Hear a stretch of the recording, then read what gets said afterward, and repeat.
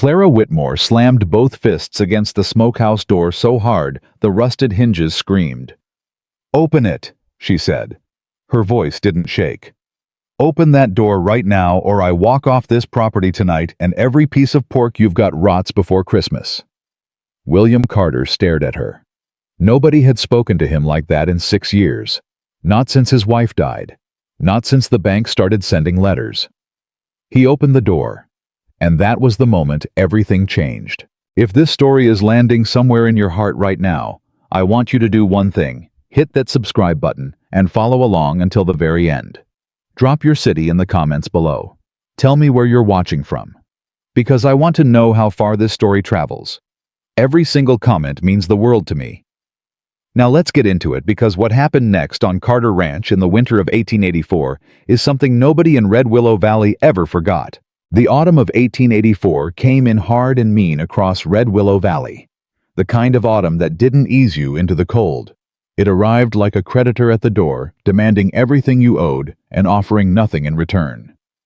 The cottonwood trees along the creek had already dropped their leaves by the second week of October, and the sky hung low and the color of old pewter from morning until dark. People who'd lived in the valley their whole lives said they hadn't seen a sky like that since the winter of '71, and they said it the way old people say things they don't want to be true, quietly looking away, hoping someone younger would argue with them. Nobody argued. The Carter Ranch sat at the northern edge of the valley, separated from the nearest town by 4 miles of hardpan road that turned to mud in rain and cracked like old pottery in drought. It was a big spread by any measurement, 340 acres of pasture and timber, 2 barns, a bunkhouse, a main house with a wraparound porch that had seen better decades, and behind the main barn, half hidden by a stand of old juniper trees, a smokehouse that nobody had used properly in going on 3 years. William Carter had inherited every acre of it from his father, who had built it from nothing with his own 2 hands and a stubbornness that bordered on a spiritual calling. What his father had built in 20 years, William had been quietly losing for the last 6. Not through laziness, not through stupidity, through the particular cruelty that life reserved for decent men, drought that came 3 seasons running, a cattle disease that took 40 head in a single summer, a loan taken out in better times that now sat on his chest like a stone. He couldn't roll away no matter how early he rose or how late he worked. His foreman, a leather-faced man named Dutch Aldridge, who had worked the Carter spread since William was 12 years old, had told him plain just that September. "You need winter supplies that last, Bill. Real supplies. Not what we've been putting up the last 2 years. If we go into January with what we got right now, we'll be feeding the men hardtack and prayer by February." William knew it. He'd known it since July. The problem wasn't understanding the situation. The problem was that the only man in the county who truly knew the old curing and preservation methods, a man named Elias Potts, who'd done it for his father for 15 years, had taken a job in Dodge City and wasn't coming back. And every hand William had hired to replace him since then had failed so completely, so expensively, that Dutch had stopped suggesting names. So when Clara Whitmore stepped off the afternoon stage from Harmon Junction on the 14th of October, carrying 1 battered leather suitcase and a water-stained notebook held shut with a length of rawhide cord, William Carter was standing outside the general store picking up a supply order and not thinking about her at all. It was his neighbor's wife, Agnes Fielder, who noticed her first. "Lord," Agnes said, not bothering to lower her voice. "Would you look at that?" William looked. He saw a woman, heavy-set, broad-shouldered, somewhere in her mid-30s, wearing a plain brown traveling dress that had been mended at both elbows and washed so many times it had gone the color of creek sand. Her face was round and unguarded, the kind of face that showed everything it felt without seeming to know it was doing so. She was looking around the town with the careful, measuring expression of someone who had arrived in enough new places to know that the first few minutes mattered. "Where do you think she's from?" Agnes asked. "Doesn't concern me," William said. "She looks like she's looking for work. Or looking for a meal." Agnes folded her arms. "Or both." William picked up his supply crate and didn't answer. He had enough problems without adding opinions about strangers. But Clara Whitmore did not disappear the way strangers sometimes did, passing through Red Willow Valley on their way to somewhere else. She walked directly to the notice board outside the feed store. The same board where William had tacked up his notice 3 weeks earlier, asking for anyone with preservation and curing experience to present themselves at Carter Ranch, and she stood there reading it for a long time. Then she pulled out her notebook, copied something down in it, and started walking north, toward his ranch. William got back to the property 20 minutes before she did. He was in the barn checking on a lame mare when Dutch came in with an expression William had learned to read over the years, the particular look Dutch wore when something was happening that he didn't know how to categorize. "There's a woman at the gate," Dutch said. "What kind of woman?" "The kind that walked 4 miles from town in those shoes." Dutch paused. "She's asking about the notice." William set down the hoof pick. "Send her away." "Tried that." "Try harder, Bill." Dutch scratched the back of his neck. "She quoted your notice back to me word for word, and then told me she's been doing preservation work since she was 9 years old, and she can tell from the smell coming off your old smokehouse that you've been burning the wrong wood in it for years, and that's half of why it keeps failing." He paused again. "She might be right about the wood." William walked out of the barn. Clara was standing on the other side of the gate, suitcase on the ground beside her notebook open in her hands. She wasn't leaning against the fence post. She wasn't looking around nervously. She was standing the way someone stands when they're prepared to wait as long as it takes. When William came through the gate, she looked at him directly, not challenging, not pleading, just steady, and said, "Mr. Carter, my name is Clara Whitmore. I've been curing meat since before most of your hands were shaving. I know what your smokehouse needs, and I know what your winter needs, and I'll tell you right now that if you turn me away, you'll spend the next 3 months regretting it." That's a confident speech for someone who just walked up to a stranger's gate. "I don't have time for a humble one," Clara said. "And from the look of this property, neither do you." He studied her for a moment. The worn dress, the mended elbows, the steady eyes, the worn-down heels on her shoes that told him exactly how many miles she'd been walking through life without anyone offering her a shorter road.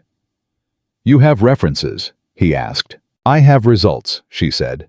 "Which is better?" "But if you want names, I've got 3. One in Harmon Junction, one in Breckenridge, one in a place called Cold Water that you probably haven't heard of. All of them will tell you the same thing, that I know what I'm doing, and I do it until it's done." "The work is hard," William said. It came out sounding more like a warning than information. "Mr. Carter," Clara said, and something shifted in her expression. Not hurt, not offended, just a kind of tired patience that came from years of people saying things like that to her. "I've been doing hard work my whole life. I didn't come here looking for easy." He looked at her for another moment. Then he said, "The smokehouse hasn't been used properly in 3 years. It's a mess. Every man I've hired to fix that situation has failed." "I know," Clara said. "I could smell it when I got close to the property. You've been using green juniper. It burns too hot, and it puts out the wrong kind of smoke for curing. You want fruit wood. Apple if you can get it. Cherry if you can't. Mixed with hickory for the long burns." She tilted her head slightly. "How many failed batches have you had?" William didn't answer. "More than 2, Clara said. It wasn't a question. 4, William said against his better judgment. Clara nodded slowly. "That's the wood, and probably the brine ratio, and whoever was managing the temperature swings." She closed her notebook and looked at him plainly. "I can fix all 3. There was a long silence. Somewhere behind William in the bunkhouse, one of the hands was playing a harmonica badly. A horse shifted in the near paddock. "The smokehouse is yours," William said finally. "But if it fails, then you fire me, and you're no worse off than you are right now," Clara said quietly. "But it won't fail." "I warned people once," he said. "I cannot afford another mistake." Clara looked past him at the old smokehouse visible beyond the barn, its roof patched in 3 places and its door hanging slightly crooked on its frame. "Then don't judge me by what people think I can do," she said. "Judge me by what happens when winter comes." He stared at her. Nobody had talked to him that plainly, and he couldn't remember how long. "Dutch," he called. Dutch materialized from somewhere near the barn door, pretending he hadn't been listening. "Show Miss Whitmore to the smokehouse," William said, "and give her the key." Clara picked up her suitcase. As she passed William, she said quietly enough that only he could hear, "You won't regret this, Mr. Carter." "I better not," he said, but he watched her walk away. That deliberate, unhurried walk. The notebook tucked back under her arm, the suitcase hanging from her hand without complaint, and felt for the first time in a long season, something that wasn't quite dread. He didn't have a name for it yet. The first week was worse than Clara had let on it would be. The inside of the smokehouse was a ruin. 3 years of half-used fires had coated every surface with a layer of soot so thick it had gone gummy in places. The wooden racks that held the meat during curing had been stacked against one wall in a jumble, several of them cracked or split where they'd been handled carelessly. The ventilation flap at the peak of the roof had been propped open with a stick that had rotted through, so the flap now hung at a useless angle, neither open nor shut. The fire pit itself was choked with old ash that had never been fully cleared, which meant every fire lit in the past 3 years had been burning on top of compacted stale debris that interfered with airflow from the very start. Clara stood in the middle of it the first morning with a lantern in one hand and her notebook in the other, making a list. She wrote for 20 minutes without stopping. Then she rolled up her sleeves and started from the beginning. The ranch hands noticed her before she noticed them. There were 7 of them, Dutch included, and they ranged in age from a boy of about 17 named Percy, who had been hired to do general labor, to a rangy, sun-dark man named Cole Dawson, who was somewhere north of 40 and had been on the Carter spread for 3 years. It was Cole who set the tone. On Clara's first morning when she came out of the smokehouse to locate the ash shovel, he was leaning against the fence of the near paddock with 2 other hands watching. "You need something, ma'am," he called out. His voice had a particular quality, the politeness of the words wrapped around something that wasn't polite at all. "Ash shovel," Clara said, not stopping. "Long-handled one. You have one somewhere on this property." "Over by the tool shed," Cole said. He didn't move to show her. "You sure you don't want to wait for one of us to—" "I'm sure," Clara said, and kept walking. She heard them laugh behind her. Not loud enough to be directly offensive. Just loud enough to be heard. She found the ash shovel herself. Samuel Reed was a different matter entirely. He was the ranch's cook, a man of about 60, with a white beard and careful hands that spoke of someone who had once known how to do more than he currently had occasion to do. He appeared at the smokehouse door on Clara's second morning without announcement, and stood watching her work for several minutes before he spoke. "You know what you're doing," he said finally. It wasn't a compliment the way he said it. It was more like a verdict he hadn't wanted to arrive at, but couldn't honestly avoid. "I do," Clara said without turning around. "Where'd you learn—" "My grandmother." She was down on one knee, examining the fire pit. "She ran a smokehouse in Tennessee for 40 years. Her father built it, and she learned it the way I learned it, by doing it until it was part of her." Samuel was quiet for a moment. Then, "Most folks come in here, they think it's just meat and salt and smoke. They don't understand that it's timing, it's attention." "It's respect," Clara said. "You have to respect the meat, respect the fire, respect the cold outside. If you treat any part of it carelessly, the whole thing fails." She looked up at him. "You've seen them fail." 4 times in 3 years, Samuel said. "Last man who tried it, a fellow named Gideon, he actually managed to ruin what we had stored and left us going into February with less than we'd started with. Mr. Carter didn't say a word about it, just paid the man and watched him go." Samuel shook his head. "But I know it hit him hard." Clara stood up and brushed her hands on her apron. "It won't fail this time." "I'd like to believe that," Samuel said. "You don't have to believe it yet," Clara told him. "Just watch." He watched. And 3 days later, he started coming by without being summoned, standing at the door, observing, occasionally asking questions. Real questions, not the testing kind, the kind that came from genuine curiosity. Clara answered them all without ceremony, the way her grandmother had answered her, plainly, fully, without making the questioner feel small for not already knowing. By the end of the first week, Samuel was her unofficial assistant. He didn't announce this arrangement. He simply started showing up with coffee in the mornings, and Clara started expecting it. The other hands were less easy. Cole Dawson in particular seemed to take her presence as a personal provocation. He had been on the Carter spread long enough to feel a sense of ownership over how things were done, and the arrival of a woman. This woman in her mended dress with her worn notebook to take charge of what he'd always dismissed as simple smokehouse work offended him in a way he couldn't quite name and so couldn't quite manage. He started small. The ash pile that Clara had moved away from the smokehouse door appeared back in front of it one morning. A bundle of the green juniper wood she'd specifically set aside to be carted away somehow ended up stacked back inside near the fire pit. Tools she left in particular places arrived displaced the next day. Clara noticed all of it. She moved the ash pile back. She removed the green wood again and replaced it with the apple and hickory she'd sourced from a farm 2 miles south, paying for the first cord out of her own wages.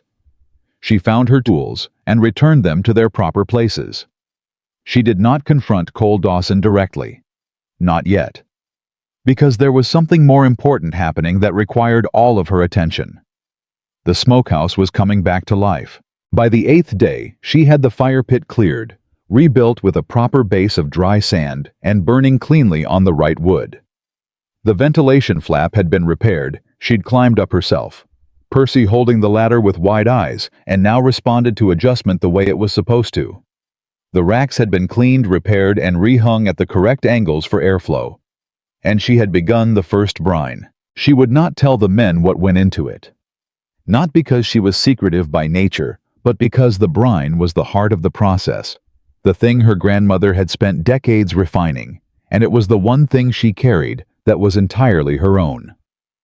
Salt and molasses, and a handful of spices that she ground herself in a stone mortar she'd brought in her suitcase. The ratios lived in her notebook, and in her memory, both written in her grandmother's handwriting on pages that Clara had memorized so thoroughly she no longer needed to read them. She lowered the first cuts of pork into the brine on a Tuesday evening, working alone in the lamplight after the rest of the ranch had gone quiet. She stayed an extra hour checking everything twice. When she finally came out, the night had gone cold and clear, the kind of cold that felt like it was practicing for something larger. She stood outside the smokehouse door for a moment, looking up at the stars. She thought about her grandmother's hands. The way they'd moved over the meat, careful, practiced, certain.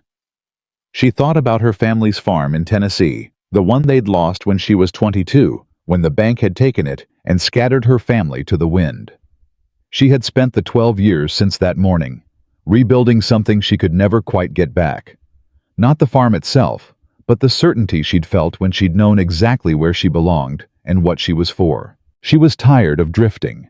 She was tired of arriving in new places and watching people's faces fall when they saw her. The roundness of her, the bigness of her, the way she moved through a world that kept trying to make her feel like she occupied too much of it. She wanted to be somewhere that her work mattered more than her appearance. She went back to her room in the bunkhouse Dutch had given her, the storage room at the far end partitioned off with a board wall for privacy, and sat on the edge of her cot with her notebook in her lap, and wrote for a while in the dark before the lamp burned too low. She wrote day 8. Brine started. Wood situation resolved. Ventilation fixed. First batch goes into smoke on Thursday if temperature holds. She paused, then wrote below that, "The cold is coming early this year. I can feel it the way Gran used to say she could feel it. In the weight of the air. In the way the trees are dropping fast. If I'm right, we have 3 weeks before the real freeze, maybe less. 3 weeks is enough, if no one interferes." She closed the notebook and blew out the lamp. On Thursday, she started the smoke. She had been awake since 4 in the morning, tending the fire, managing the temperature with the careful adjustments that were less science than music reading. The heat. The way a musician reads a room, knowing when to add fuel, and when to let it breathe, and when to pull back entirely. Samuel arrived at 6 with coffee, and stood at the door watching without speaking, understanding somehow that this part required her full attention. By mid-morning, the smell had reached the main house. William Carter came out of his front door, stopped on the porch, and lifted his face to the air. Then he walked toward the smokehouse. Clara saw him coming through the open ventilation gap near the door and did not pause what she was doing.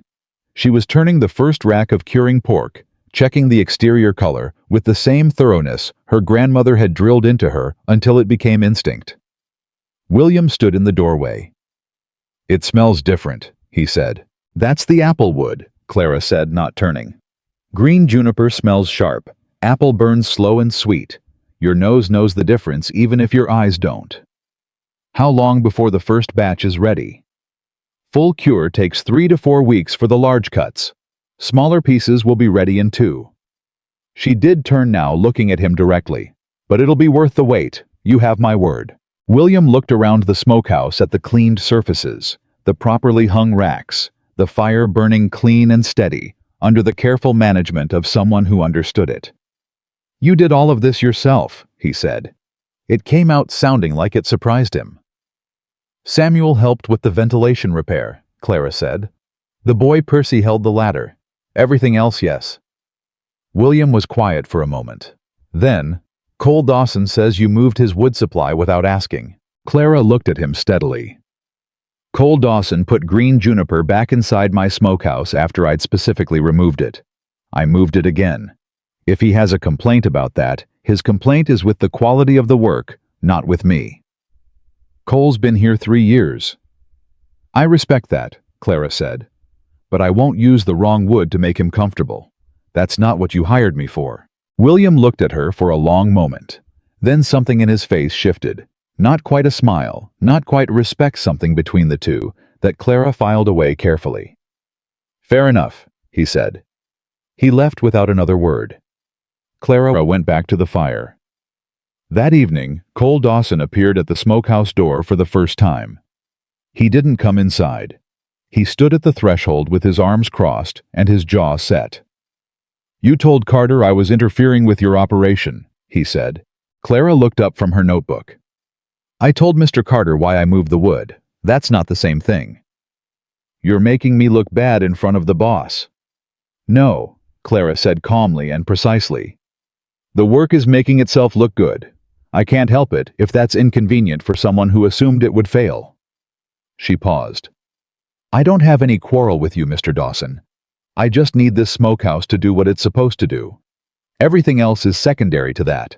Cole stared at her. His jaw worked. "You better hope that first batch is as good as you think it is," he said. "It will be," Clara said. "Come back when it's ready. I'll cut you the first piece myself." He left without answering. But she noticed he didn't interfere with the wood supply again after that. The first batch was ready on a Wednesday morning in early November. Clara had been managing the final stages alone since before sunup. The last hours of curing required the most attention, the moment when all the weeks of care either proved themselves or didn't. She cut the first piece herself the way she'd promised no one she would, but had known she would since the brine went in. She tasted it standing alone in the smokehouse, the smoke still rising around her, and for a moment she was 12 years old again in her grandmother's smokehouse in Tennessee, and her grandmother's hands were on her shoulders, and the smell was exactly this particular combination of salt and sweet and smoke, that meant the work had been done right. Then she went and found Samuel. "It's ready," she said. Samuel looked at her face. "It's good. Come taste it and tell me." He followed her back to the smokehouse, and when he tasted it, he was quiet for a long moment. Then he looked at her with an expression that Clara understood perfectly. It was the look of a man who had been hoping for something good and received something better than he'd known to hope for. "Lord Almighty," he said softly. "I need you to get Mr. Carter," Clara said, "and whoever else ought to weigh in." William Carter tasted it in the smokehouse doorway with Dutch, and 2 of the other hands present, all of them with faces arranged in the careful neutrality of men who have been disappointed too many times to invite disappointment again by hoping too openly. He chewed slowly. Then he was still. Then he looked at Clara. "This is the best preserved pork I've tasted on this property," he said quietly, "in all the years I can remember." Dutch tasted it. His eyebrows went up, and he nodded once, the way Dutch confirmed things simply without drama. The 2 hands exchanged a look. Clara said nothing. She waited. "The other batches," William said. "Are they on schedule?" Clara said. "If the weather holds, I'll have enough cured and smoked to carry this ranch through until March, possibly April." William looked at her for a long moment. The kind of look that goes past the surface of a thing and tries to find what's underneath. "What do you need?" he said finally. "More apple wood," Clara said. "And a repair on the second rack. The third crossbar is cracking, and it'll give out under a full load. And I'd like Percy to help me full-time for the next 2 weeks. He's a quick learner, and I need 2 sets of hands for the larger pieces." "Done," William said. "All 3. He handed back the piece of meat he'd been holding and walked back toward the main house. But he stopped halfway and turned. "Miss Whitmore," he said. Clara looked at him. "Good work," he said. He said it the way people say things they don't say, often carefully like a man counting out currency. He doesn't entirely have to spare, and choosing to spend it anyway. Clara nodded once, and after he was gone, she turned back to her smokehouse and let herself feel just for a moment the particular warmth of being seen for the thing she actually was. Not the woman who took up too much space. Not the woman who arrived with a worn suitcase and a worn dress and no one to vouch for her. The woman who could do this, who had always been able to do this. She stayed in the smokehouse for a long time after that, checking things that didn't need checking because she wasn't quite ready to be anywhere else. Outside, the sky was going the color of iron. The cold was coming, and Clara Whitmore had never been more ready for it in her life. The morning after William Carter said good work to Clara Whitmore, Cole Dawson stopped eating breakfast at the same table as Samuel Reed. It was a small thing. The kind of thing that only matters in a place where small things are the only currency people have to spend. But Samuel noticed it, and Percy noticed it, and Clara, who had come into the cookhouse early to check on the salt inventory. Samuel, kept in the dry pantry, noticed it too, even though she was looking at a shelf of salt barrels, and not at Cole Dawson's back as he took his plate outside and sat alone on the bunkhouse steps in the cold. She didn't say anything about it. She wrote down the salt inventory numbers in her notebook and went back to the smokehouse. But she thought about it all morning. Because she had been in enough places to know that a man who starts eating alone isn't just choosing solitude. He's choosing a side. And when a man chooses a side without anyone having declared a war, yet it usually means he's planning to start one. She was right about that. But the war didn't come from the direction she expected. It came from town. His name was Harrison Blake, and he owned the second largest spread in Red Willow Valley, a ranch called Black Ridge that sat 7 miles southeast of Carterland, and had been trying to absorb Carterland for the better part of 4 years. He was a tall man with expensive boots and the kind of careful friendliness that cost him nothing and bought him everything, the sort of man who smiled at you while he was counting your weaknesses. He had made William an offer on the property twice before. Both times William had refused. Both times Blake had accepted the refusal with a graciousness that William had always found more unsettling than anger would have been. Blake rode out to Carter Ranch on a Thursday afternoon in early November, the same week the first batch of cured pork had come out right. He didn't come to make another offer. Not directly. He came the way he always came, socially neighborly, with a reason that wasn't the real reason. Clara was on top of the smokehouse roof adjusting the ventilation cap when she heard hoofbeats on the main road. She didn't climb down. She stayed where she was working and watched him ride in through the gate that Dutch had opened without being asked, which told her something about Dutch she hadn't known before. Blake dismounted in the main house and shook William's hand on the porch. Clara couldn't hear them from the roof. But she watched the shape of the conversation, Blake easy and expansive, William careful and still the way.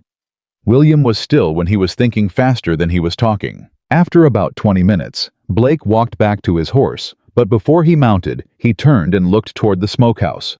Looked directly at it, not at the barn or the bunkhouse. Then he looked up, and for a moment, his eyes found Clara on the roof. He smiled, tipped his hat. Clara went back to adjusting the ventilation cap and didn't tip anything back. That evening, William came to the smokehouse door. "Blake paid us a visit," he said. "I know, I saw him from the roof.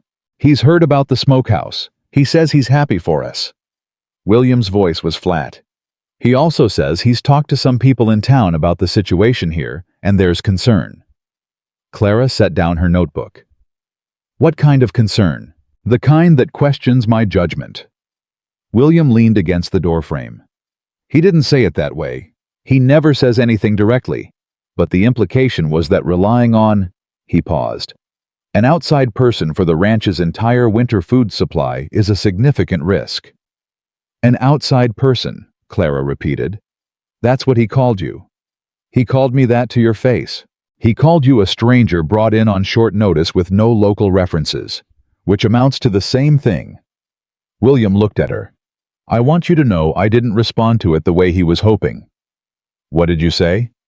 I said I'd tasted the work myself, and it spoke for itself. He paused.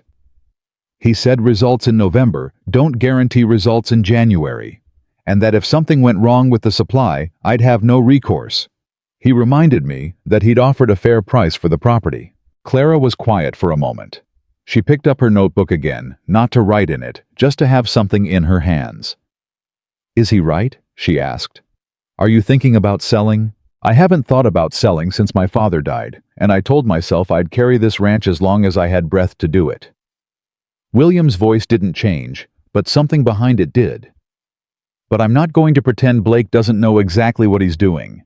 If he can shake the confidence of the hands, shake the confidence of the town, make people believe this is all going to collapse, that pressure has a weight to it, even when you're standing firm. Clara looked at him for a long moment. The second batch goes into smoke next week, she said. By the time December arrives, you'll have enough supply confirmed that no amount of talk from Harrison Blake or anyone else will matter.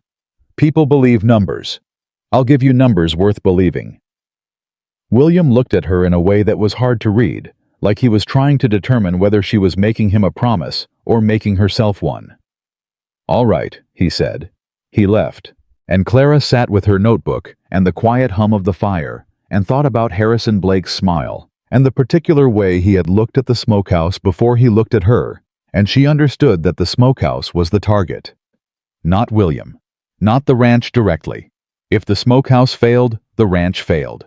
And Blake knew it. She stayed an extra 2 hours that night, checking things that were already fine, because being certain was the only answer she knew to the kind of fear that arrived quietly and without announcing itself. She slept badly and rose at 4. The second week of November arrived gray and fast, the cold sharpening itself like a tool being honed for use. Clara drove the pace of the operation harder than before, not frantically, but with the focused urgency of someone who has calculated exactly how much time they have and exactly how much they need to accomplish inside it. She had Percy working alongside her for the full day now, and the boy had turned out to be exactly what she'd hoped. Quiet, attentive, quick to learn, and possessing the particular gift of knowing when not to ask questions. How do you know when the smoke temperature's right? Percy asked one morning, watching Clara hold her palm near the ventilation gap with the practiced ease of someone reading a language written in heat. You feel it, Clara said. Too hot and it dries the outside before the inside cures. Too cool and the smoke doesn't penetrate. You're looking for the middle, the temperature where the smoke moves slow enough to do its work. How long until you can feel it without thinking about it? Clara smiled, the first real smile Percy had seen from her. 20 years, she said. But you'll be guessing right in 3 months if you keep paying attention. Percy considered this. Did your grandmother teach you everything? Everything that matters, Clara said. And then life taught me the rest. It was the most she'd said about herself to anyone on the property, and she said it without looking at him, and Percy seemed to understand that it was enough, that there was more behind it, but it wasn't his to ask for. Samuel, meanwhile, had become something Clara hadn't expected, and didn't entirely know what to do with a genuine ally. Not just helpful, genuinely invested. He started bringing her not just coffee in the mornings, but information. Small, careful pieces of intelligence about the mood of the bunkhouse. The things Cole Dawson was saying to the other hands, the way the general drift of opinion on the property was moving. Cole told Hatcher and Webb last night that the smokehouse operation is going to fall apart before Christmas. Samuel reported one morning standing at the smokehouse door with 2 mugs. Did Hatcher and Webb believe him? Clara asked, accepting the coffee. Hatcher's on the fence. Webb doesn't believe him, but he won't say so out loud. What about Dutch? Samuel hesitated. Dutch doesn't talk much, but he watches. And he watches you more than he watches Cole. Clara drank her coffee. Dutch is smart, she said finally. Careful is the word I'd use, Samuel said. He doesn't make up his mind about things until he has to, and he's waiting to see what happens with the second batch. The second batch will be better than the first, Clara said. How do you know? Because I fixed 2 things after the first one came out. The brine sat 4 days longer, and I adjusted the wood ratio. The depth of the cure will be different. You'll taste it. Samuel nodded. Cole also said. He stopped. Say it, Clara told him. He said that a woman who looks like you probably learned everything she knows from a cookbook, and she'll be gone by Christmas. The silence that followed was the particular kind that fills in around something that hits harder than expected, the words leaving an impression before the listener can decide not to let them. Clara set her mug down carefully. How did Dutch respond when Cole said that? He didn't respond, Samuel said. He just got up and went outside. Clara picked up her notebook. All right, she said. All right. Samuel looked at her. That's all. What would you like me to do? Samuel. Go argue with Cole Dawson about what I learned and where I learned it. She shook her head. The second batch will come out in 11 days. That's my argument. But that night alone in the smokehouse after the fire had been settled for the evening, Clara sat on the floor with her back against the wall and let herself feel what she hadn't let herself feel in front of Samuel. The old familiar weight. The one that followed her from place to place, that no amount of good work ever fully lifted, that lived in the gap between what she knew she could do and what people were willing to believe she could do before they saw it. She thought about the last 3 places she'd worked. A boarding house in Missouri, where the owner had hired her to manage the kitchen, and then introduced her to guests as the help even after she'd doubled his food budget's productivity in 2 months. A farm in Kansas, where the farmer's wife had been kind, but the farmer himself had never looked at Clara directly for the 8 months she'd worked there, as if being seen speaking to her carried some cost he wasn't willing to pay. A cookhouse in a cattle town in Colorado, where she'd done the best preservation work of her life, and left because the foreman had hired a younger, thinner woman to do a different job, and suggested Clara might be more comfortable elsewhere. Comfortable. That was the word he'd used. She opened her notebook and sat with it in her lap without writing. She looked at her grandmother's handwriting on the old pages, the measurements, the temperatures, the careful notations from 40 years of doing this work exactly right.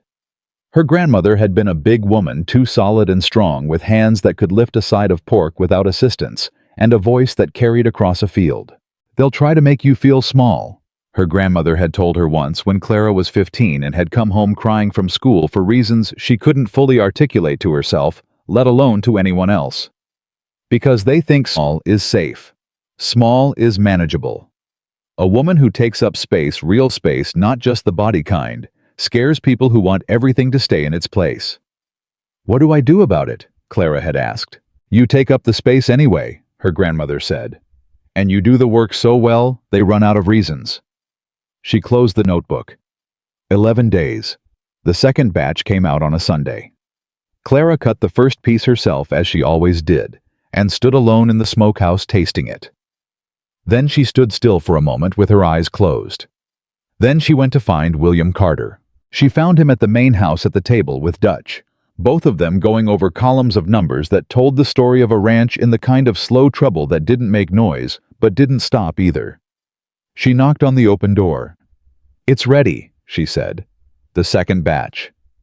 William looked up. Dutch looked up. Come taste it, Clara said. Both of you. They came. And this time Clara had also quietly told Samuel, who had told Percy, and somehow even Hatcher and Webb had heard, and were standing at a respectful distance when William tasted the second batch of cured pork in the smokehouse doorway, Dutch at his shoulder. The flavor was deeper than the first, richer. The cure had gone further into the meat the way she had adjusted for, and the smoke had done what apple and hickory did when managed properly. It had layered itself, rather than simply coating the surface. William was still for longer than he'd been after the first batch. Then he said, "This is better." "Yes," Clara said. "How much better?" "Taste it again and tell me what you think." He tasted it again. He looked at Dutch. Dutch said, "This is the best I've had in 20 years.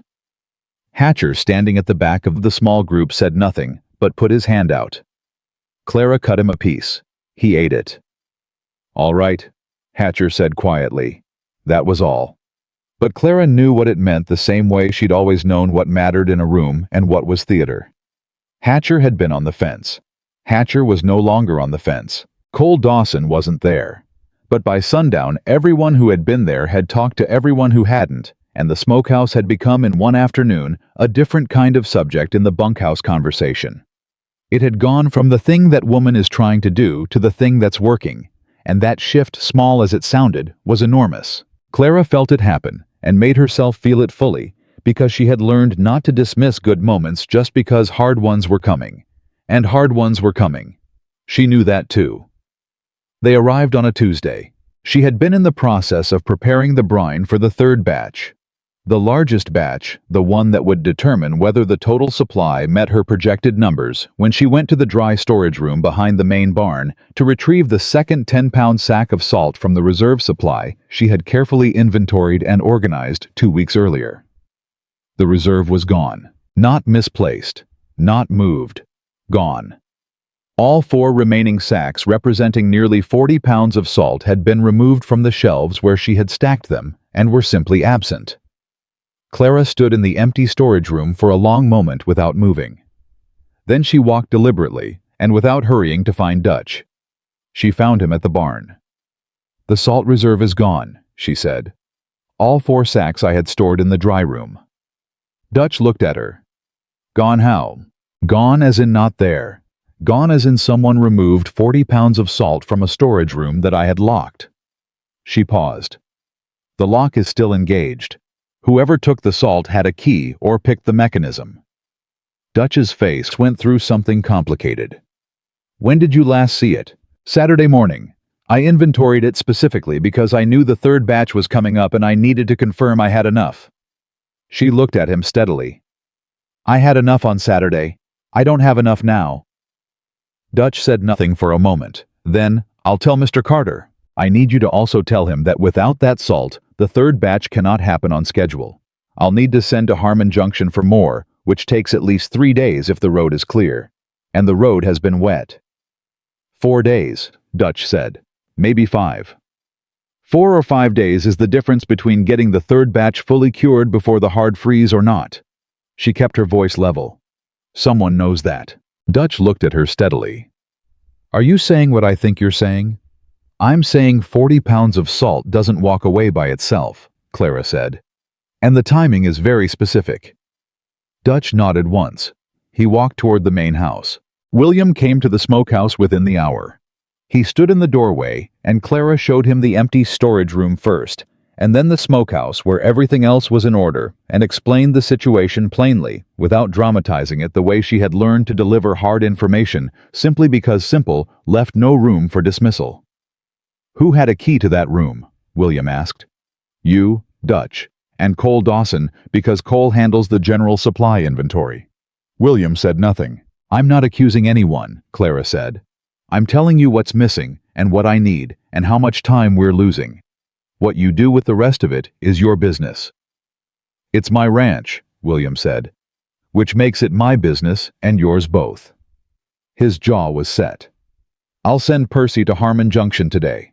We'll have the salt in 4 days. In the meantime, I can start the smaller cuts on what I have left. It won't be enough for the full batch, but it keeps the process moving." She looked at him. "I need you to know that this doesn't stop the operation. It delays it. There's a difference." "I know there's a difference," he said. "Clara."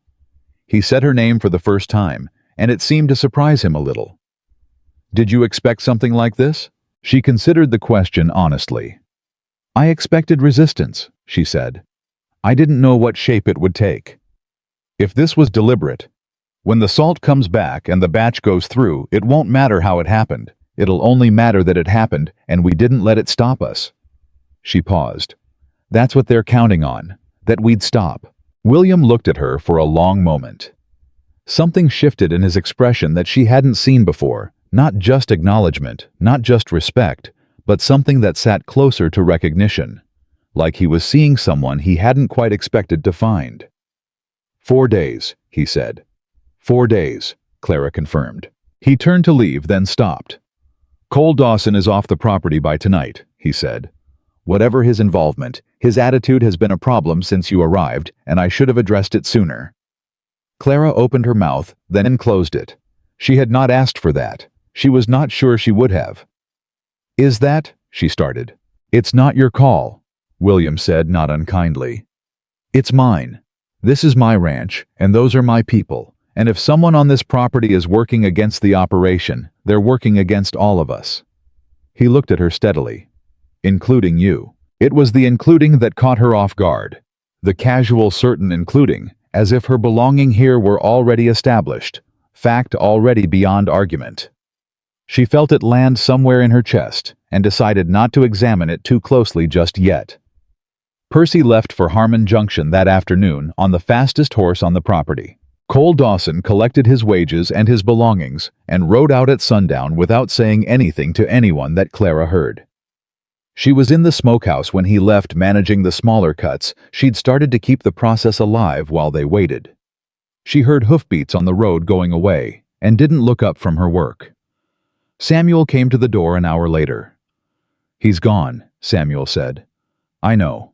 Hatcher says Cole admitted taking the salt before he left. Said he was doing Blake a favor."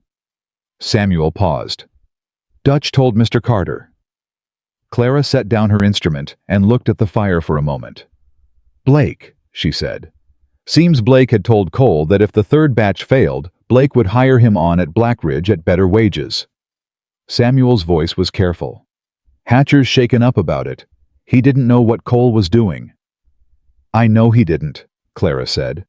"How do you know?" "Because Hatcher ate the second batch and meant it when he said all right." She picked up her instrument again. "You can tell a lot about a person by how they eat good food." Samuel laughed a real laugh, unexpected, the kind that comes out before a person decides whether it's appropriate. Then he stopped and looked at her seriously. "Clara," he said. It was the first time he'd used her given name without the miss in front of it. "What Blake did using Cole that way, it means he's not going to stop." "No," she agreed. "He wants this ranch. He wants what this ranch becomes if it fails," she said. "There's a difference. He doesn't want a failing ranch. He wants a failing ranch so he can get it for nothing and make it succeed himself." She looked at Samuel. "Which means the best thing I can do, the only thing that actually defeats him, is not fail." Samuel was quiet for a moment. "You ever been in a situation like this before?" he asked. Clara thought about Missouri and Kansas and Colorado. About all the small ways people had tried to make her feel like the room was too big for her, or she was too big for the room. About the farm she'd lost before she ever got the chance to save it. "Yes," she said. "Every place I've ever worked." Samuel absorbed that. He nodded slowly. "Then I reckon you know how it ends," he said. "I know how I want it to end," Clara said. "That's all anyone knows." Percy returned from Harmon Junction in 3 days and 2 hours, having pushed the horse harder than anyone had asked him to. Arriving at the ranch gate in the late afternoon, with 40 pounds of salt tied behind the saddle and his face red from the cold. Clara was at the gate before Dutch was. "Is it all there?" she asked. "All 40 pounds, Percy said, sliding off the horse. "And I brought extra another 10. Paid for it myself. Thought you might want the margin." Clara looked at him. This 17-year-old boy with his frozen face and his 50 pounds of salt and his simple, earnest conviction that the margin mattered, and felt something move in her chest that she couldn't have named precisely. "Thank you, Percy," she said quietly. "Yes, ma'am," he said, and led the horse toward the barn, and Clara stood at the gate for a moment with the weight of the salt and the weight of everything else, and let herself acknowledge that she was not entirely alone in this. That was new. Or it was old enough that she'd nearly forgotten what it felt like. The third batch went into brine that evening. Clara stayed at the smokehouse until midnight, making sure the brine was exactly right, the ratios compensating for the slight delay in the process. Her grandmother's handwriting in the notebook open beside the lantern as a reference she didn't need but kept anyway. The way you keep something that once saved you, even after you've learned to save yourself. Hatcher appeared at the smokehouse door at 10 o'clock with a mug of coffee, unexpected, unannounced. Clara looked at him. "Samuel said you take it black," Hatcher said. "I do," Clara said. He handed her the mug and stood for a moment in the doorway, looking at the operation. The carefully managed fire, the brining barrels, the racks waiting for the next batch. "I'm sorry," Hatcher said. "About the salt." "You didn't take it." "No. But I knew Cole was—" He stopped. "I knew something was wrong with how he was acting, and I didn't say anything because I didn't want to get in the middle of it." He looked at her directly. "That was wrong." Clara studied him. I wasn't a young man mid-30s, weathered the kind of face that had spent most of its life outside and learned to keep its own counsel. The admission had cost him something real. "All right," she said. "All right. You told me now. And you went to Harmon Junction in your own time to get supplies last spring when the ranch needed it, according to Samuel. So I think I know who you are." She paused. "Don't let it sit on you too long. We've got work to do." Hatcher nodded. He looked relieved in the way that men who don't ask for forgiveness look when they receive it without having to ask. He left without saying anything else. Clara finished the brine and banked the fire and picked up her notebook and wrote, "Day 31. Third batch in brine. Full operation restored. Blake will try again. The question is when and from which direction. But the numbers are right, and the process is working, and we are not stopping." She paused, then added one more line. Gran would have liked this smokehouse. She closed the notebook, and outside the first real wind of winter came across the valley and hit the smokehouse walls with a sound like something testing whether they would hold. They held. The third batch cured in 11 days. Clara had pushed the timing as tight as she dared, compensating for the delay. The stolen salt had cost her adjusting the brine concentration and the smoke temperature in careful increments that she tracked in her notebook, with the precision of someone who understood that the difference between right and almost right was the difference between a ranch that survived and one that didn't. She slept 4 hours a night. She rose before anyone else. She banked the fire at midnight and checked it again at 4, and trusted no one else with the temperature management during the critical middle days when the cure was either taking hold or failing to penetrate, and there was no visible way to tell which was happening until it was too late to change it. On the 11th morning, she cut into the first piece herself, the way she always did, standing alone in the smokehouse with the lantern and the quiet and the smell of apple smoke that had by now become so familiar it felt like breathing. She tasted it. Then she sat down on the floor of the smokehouse and put her face in her hands and stayed that way for a full minute. Not because it had failed, because it was perfect.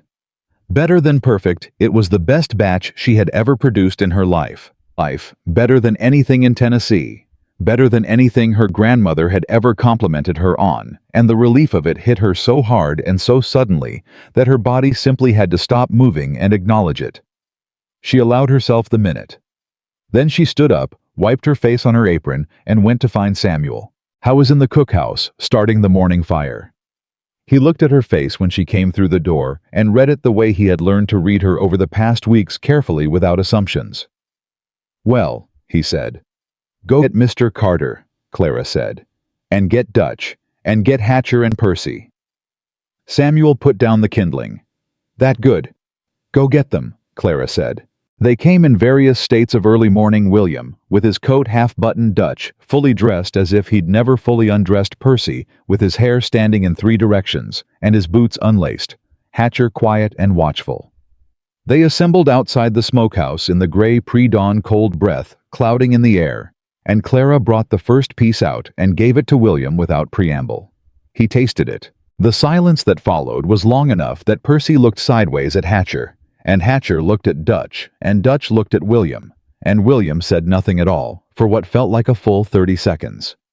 Then he said, "Clara, how much do we have?" "Between the first 3 batches enough to carry 12 people through to late March with proper rationing. If the 4th batch goes through on schedule, we reach April with a comfortable margin." She paused. "I told you we could do this." "You did," William said quietly. Dutch tasted it, said nothing for a moment. Then, "We need to talk about the 4th batch timeline." "I know," Clara said. "That's the next conversation. But I needed you all to taste this first, because what comes next is going to be harder, and I needed you to know that the foundation is solid before we talk about the weather." William looked at her sharply. What about the weather? Samuel, Clara said. Samuel, who had been standing at the back of the small group, stepped forward. He was the one she'd talked to first the night before, because Samuel was the oldest person on the property and had been in Red Willow Valley the longest and paid attention to things that men who were focused on cattle and fences and crop yields sometimes missed. I've been watching the sky for 50 years, Samuel said. The way that cloud cover has been building and dropping for the past 4 days, the way the temperature has been behaving at night. He shook his head. I think the hard freeze comes early, possibly 2 weeks early. The words landed in the group like a stone dropped into still water. How early? Dutch asked. 2 weeks, maybe a little less. Samuel looked at William. I've been wrong before, but not often about this. William turned to Clara. What does that mean for the 4th batch? It means we have to start it today, Clara said. Not tomorrow, today. And it means the curing window gets compressed from 11 days to 8, which is doable, but requires everything to go right. No interruptions, no missing supplies, no delays of any kind. She looked at William directly when she said no interruptions, and he understood exactly what she meant. Nothing will interfere with it, he said. I need your word on that. You have it. Hatcher said, What do you need from us? It was the first time any of the hands had asked her that question unprompted, without her having to go to them. And Clara felt it register somewhere below her ribs, the specific weight of being asked rather than having to ask. I need 2 people with me at all times during the smoke phase, she said. Not to manage the process, I'll manage it. But because the fire cannot be unattended for any reason during the last 4 days, and I cannot go 4 days without sleeping. She looked at Percy and Hatcher. I'll teach you both exactly what to watch for. You'll each take a 4-hour watch. Samuel covers the middle of the night. I handle the critical transition points. Percy said immediately, I'm in. Hatcher nodded. Tell me what I need to know. I'll start this morning, Clara said. Come to the smokehouse at 8 and I'll go through everything. The group dispersed into the cold morning, and William was the last to go. He stood for a moment after the others had drifted away, looking at Clara in that measuring way. He had the look she had learned was not doubt, but something more careful than doubt, the look of a man who was reassessing something he thought he'd already assessed. You should have been running this ranch's food operations from the beginning, he said. Clara said, I wasn't here from the beginning. No, he said. You weren't. He paused as if he was going to say something else. Then he turned and walked toward the main house, and left Clara standing outside the smokehouse in the cold morning air, with the 4th batch ahead of her, and 2 weeks of weather pressing down on everything like a hand on the back of the neck. She went inside and started the brine. The first 3 days of the 4th batch went cleanly. Clara had learned the rhythm of this smokehouse now, the way she had learned the rhythm of her grandmother's in Tennessee.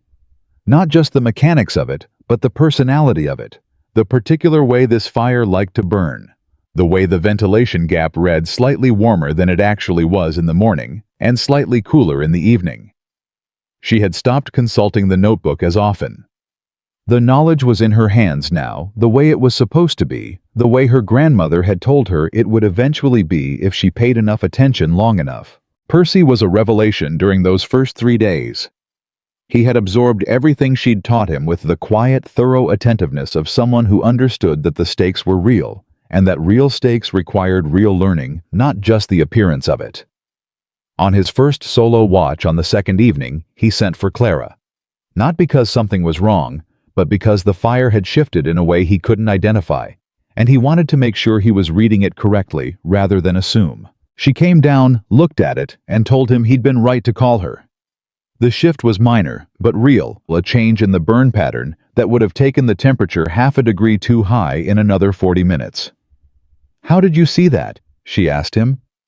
Percy shrugged with one shoulder. I've been watching how you watch it. You check the color of the smoke every 15 minutes or so.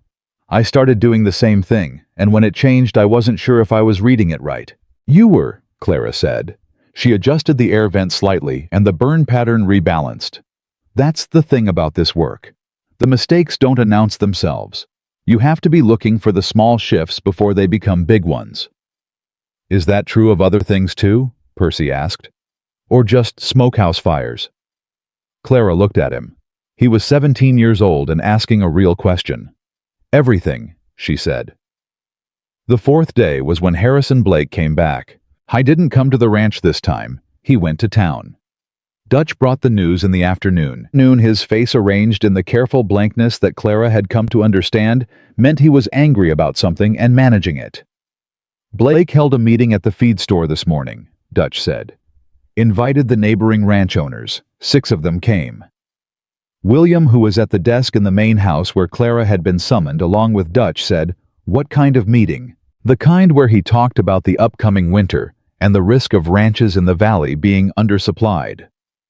Dutch paused. He mentioned Carter Ranch specifically. Said he'd heard from a reliable source that the preservation operation here was behind schedule due to operational problems. He suggested that if things went badly for Carter Ranch this winter, he might be in a position to assist with supplies at a reasonable price. The room was quiet. "A reliable source," William said. "Cole Dawson," Clara said. Both men looked at her. "Cole left here with specific knowledge about the timeline and the salt situation," she said. "Blake hired him on at Black Ridge. Cole told him everything he knew. Blake is using that information now to position himself as the solution to a problem he helped create." She was steady about it, the same steadiness she brought to everything, because panic was a luxury she had never been able to afford. "He's telling the Valley that we're failing. If the Valley believes that he can apply pressure on William through the other ranchers, through the bank, through anyone who does business with Carter Ranch." William looked at Dutch. "Is the bank in it?" "Not yet," Dutch said. "But Blake is friendly with Marcus Hale at the Harmon Junction Merchant Bank, and Carter Ranch's notes come due in February." Silence. Clara said, "How much is the note?" William looked at her. "That's not your concern, Mr. Carter," she said, and her voice was quiet, but it had an edge to it that she rarely allowed. "I came to this ranch to save your winter supply. Everything Blake is doing is aimed at making that effort meaningless by collapsing the ranch financially before the supply work can prove itself.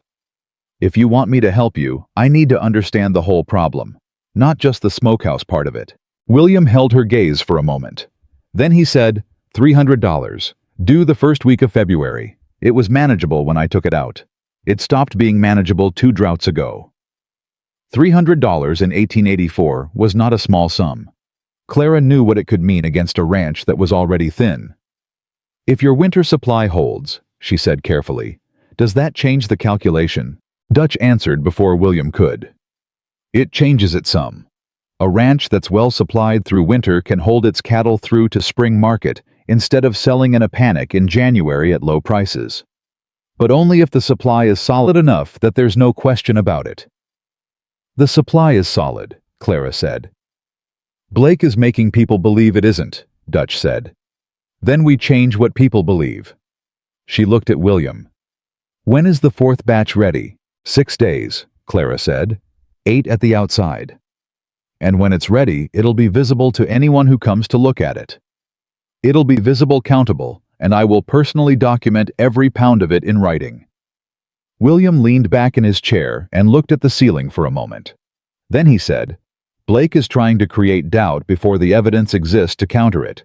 He needs to move before the 4th batch is done." "Yes," Clara said, "which means the next few days are when he'll make his next move." "Yes," Clara said again. "What does he have left?" Dutch asked. "Coal is already gone. The salt is replaced. The operation is running." Clara thought about it. She had been thinking about it since Dutch had walked in. "The smokehouse itself," she said slowly. "He's used information. He's used a man inside the operation. The one thing he hasn't used is something more direct." Dutch went very still. William sat forward. "You think he'd—" "I think he wants this ranch," Clara said. "I think he's patient, and I think he's careful, and I think everything he's done so far has been designed to look like natural failure rather than interference. But we're getting close to the end of his window. In 6 days, the 4th batch comes out and the argument is over. He knows that." She paused. "A man who knows he's losing tends to stop being patient." William stood up. "I'll put Hatcher on the smokehouse overnight starting tonight." "Put Dutch on it too," Clara said. And I want to know immediately if anyone comes onto this property who doesn't belong here." "Done," William said.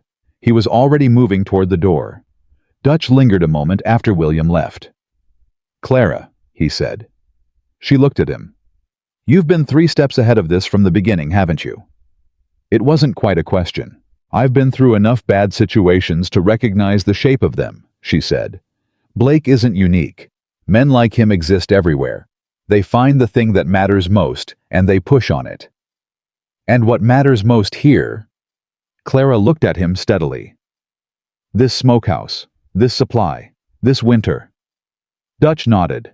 Then, "And Mr. Carter?" Clara held his gaze.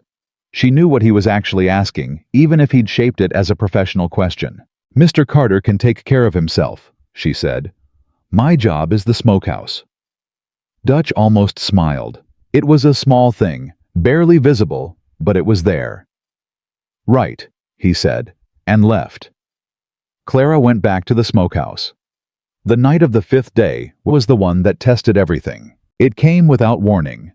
The way the worst things always do. Not a build-up. Not a series of signs that she could have read if she'd been paying attention, but a sudden brutal arrival. The temperature dropped 17 degrees in 4 hours. Clara had been in the smokehouse on her own watch when she felt that particular shift in the air pressure that preceded a serious cold snap, and her first thought was not fear, but calculation. What the temperature drop meant for the fire, for the cure, for the timeline. Her second thought was the fire. A cold snap that severe would pull heat from the smokehouse faster than the fire could compensate if she didn't adjust immediately. The fire that had been correct an hour ago was already, she knew, without looking, running at a temperature too low for the cure's current stage. She went to it and began adjusting, adding fuel, managing the airflow, working through the sequence her grandmother had drilled into her for cold snap conditions. The specific technique for bringing a curing fire back to the right temperature without overcorrecting and scorching the outer layers of the meat before the inside caught up. She was 20 minutes into this when the ventilation cap stuck. It happened sometimes in extreme cold. The metal of the cap mechanism contracted, and the cap seized in a half-open position, which was the worst position for temperature management, because it let cold air in without the control that full open or full shut allowed. Clara climbed the interior ladder to the roof access and worked the mechanism by hand. Her fingers going numb in the cold, her mind tracking the fire temperature below her, calculating the adjustment she'd need to make when she got back down, knowing that every minute the cap was stuck was a minute the temperature was wrong. The mechanism freed. She climbed down. She rebuilt the fire temperature over the next 40 minutes in careful increments, checking, adjusting, checking again. Her hands were shaking from the cold by the time it was right, and she stood in the heat of the restored fire and let the warmth work its way back into her fingers while she watched the smoke and read its color and consistency, the way she read everything, not with panic, but with the complete attention that difficult work required. At some point during all of this, she became aware that she was not alone. She turned. William Carter was standing in the doorway of the smokehouse in his coat holding a lantern watching her. She didn't know how long he'd been there. "The cap seized," she said. "Cold snap. I've got it stabilized." "I know," he said. "I heard you on the roof. I came to—" He stopped. "I wanted to make sure you weren't alone." Clara looked at him. The lantern light caught his face at an angle that made him look older and younger, at the same time the way that particular kind of light did to people, it found off guard. "I'm used to being alone," she said. "I know you are," he said. "That wasn't what I said." The silence between them was different from the other silences they'd had, less professional, less defined by the clear boundaries of what she was there to do and what he was there to oversee. It sat in the warm air of the smokehouse and occupied space without apologizing for it. Clara turned back to the fire. "The cure is holding," she said. "The temperature drop didn't cost us much, maybe half a day. So 7 days to finished instead of 6. "Yes." He came in from the doorway and stood closer to the fire, not in the way, but not far from her, either.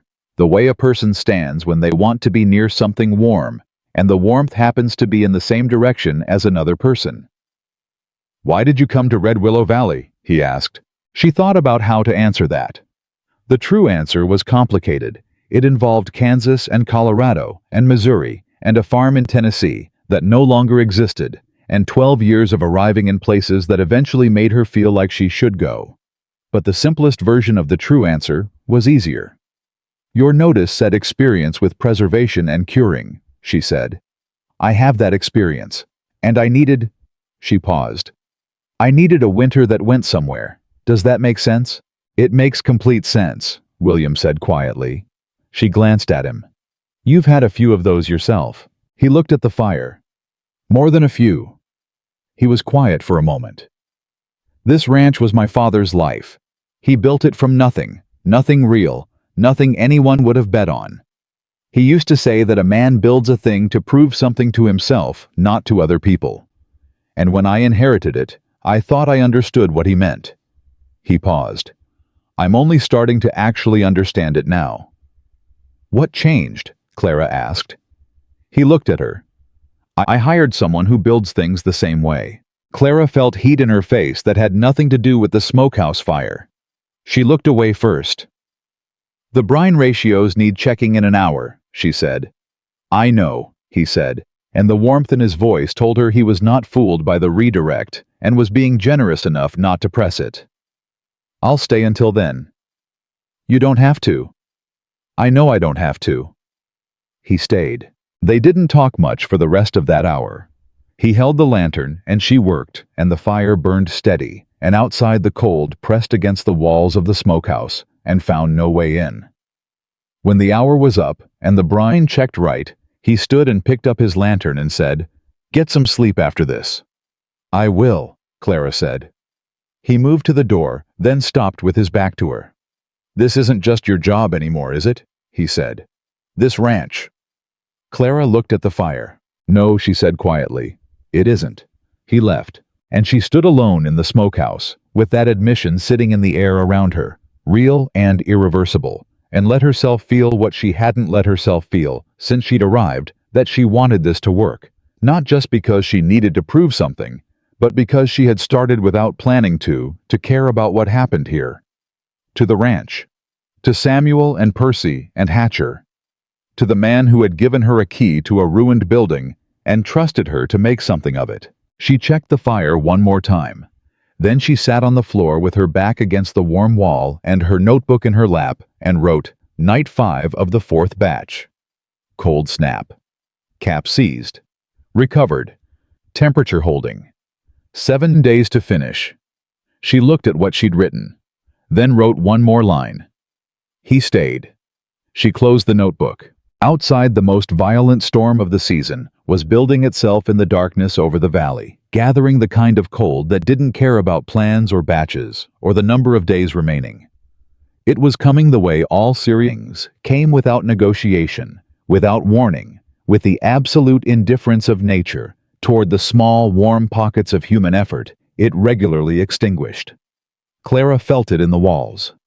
She rose and checked the fire again. Then she opened the smokehouse door and looked out into the black night and felt the wind hit her face with a cold so complete and deliberate it seemed almost personal, and she understood that everything she had built over the past weeks was about to be tested in a way that no adjustment, no careful notebook entry, no amount of apple wood and correct brine ratios could fully prepare for. The real winter had arrived, and it had come for the smokehouse. She went back inside and latched the door and fed the fire, and settled in for the longest night of her life. At 2 a.m, Percy appeared at the door for his watch, took one look at Clara's face and the state of the fire, and said nothing except, Tell me what to watch. She told him everything. Every adjustment she'd made. Every reading from the fire. Every sign that the temperature was holding or shifting. She spoke quietly and precisely for 15 minutes, while Percy listened with his full attention. Then she said, Wake me if anything changes. Anything. Yes, ma'am, Percy said. She went to her cot in the partitioned storage room and lay down in her coat and was asleep in 4 minutes. At 4:30, Percy woke her. The fire's dropping, he said. I did the adjustment like you said, but it's still dropping. Clara was on her feet before he finished the sentence. She came into the smokehouse and read the fire in one long look and knew immediately what had happened. The cold outside had reached a temperature that exceeded the smokehouse's insulation capacity, and the fire was losing heat to the walls faster than the wood could replace it. It was not a failure of technique. It was physics. The building itself was losing the battle. She felt for the first time since she'd arrived at Carter Ranch the specific fear that comes not from interference or sabotage, but from something no one can control. "Get Mr. Carter," she said. "It's almost 5 in the morning," Percy said. "I know what time it is," Clara said, her voice steady and her hands already moving. "Get him." Percy ran. Clara began the most difficult fire management of her career, fighting not just for the right temperature, but against the structural limitations of a building that had never been designed for cold. This extreme, using every technique her grandmother had ever taught her, and a few she invented in real time. Stacking fuel in patterns that maximized radiant heat, adjusting ventilation to create a thermal pocket around the curing racks, working with the precise focus of someone who understands that the margin between saved and lost is sometimes measured in degrees. William arrived with Dutch 2 minutes behind Percy. Both men in coats fully awake in the way that ranchers learned to be awake when something was wrong completely and immediately, without the fog of normal waking. William looked at the fire and looked at Clara and said, "What do you need?" "More wood," she said without stopping what she was doing. "The driest wood on this property, not the supply pile, the covered reserve behind the main barn. Go now." Dutch went. "What else?" William said. "Stay," Clara said, "and do exactly what I tell you when I tell you." "All right," he said. She worked. He helped.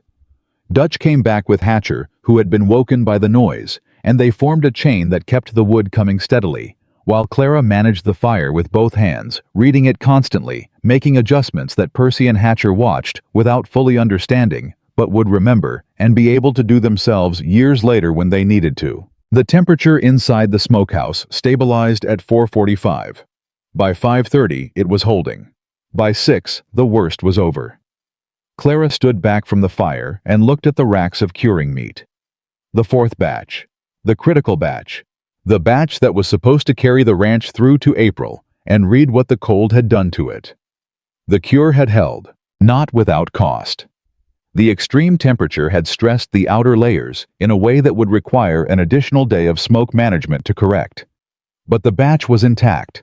The work of the past weeks had not been undone. She turned to face the room.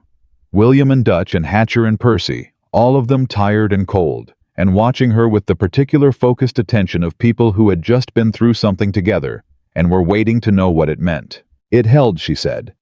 "We need one more day than planned, but it held." Nobody cheered. They were too tired for that, and it wasn't that kind of moment. What moved through the room was quieter than cheering the specific exhale of people who have been holding their breath for hours and finally found a reason to stop. William looked at her for a long moment.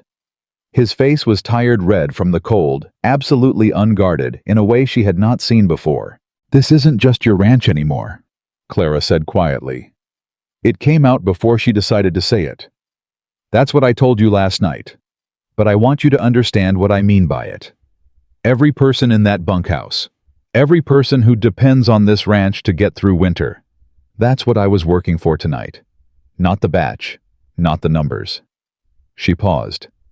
"Everyone's winter." William's jaw worked once. "I know," he said. "I know that." Samuel appeared in the doorway with coffee, somehow already made as if he'd been awake the whole time and simply waiting for the moment when coffee would be the right thing. He distributed it without ceremony. They stood in the smokehouse with their coffee in the early morning cold, the fire burning steady behind them, the wind outside pressing at the walls and finding them sound, and none of them said anything for a while, because nothing needed to be said. The fourth batch had survived the worst night of the winter, and everyone who had fought for it knew without having to speak it aloud that the hardest part was behind them. They just didn't know yet what was still ahead. The day after the worst night, the ranch was quiet, in the way that places go quiet after something hard has passed through them. Not peaceful exactly, but settled the way a person breathes differently after they've stopped running. Clara slept until 9 o'clock, which was the latest she had slept since arriving at Carter Ranch, and when she woke, she lay on her cot for a full minute before getting up, which was something she never did, and she recognized both facts as her body's honest accounting of what the night had cost her. She rose dressed and went to the smokehouse before she went anywhere else. The fire was burning steady. Percy was on watch, sitting on the wooden stool Clara had brought in from the barn 3 weeks ago. His notebook. His own notebook. She realized one he'd started keeping sometime in the past 2 weeks, open in his lap. He looked up when she came in.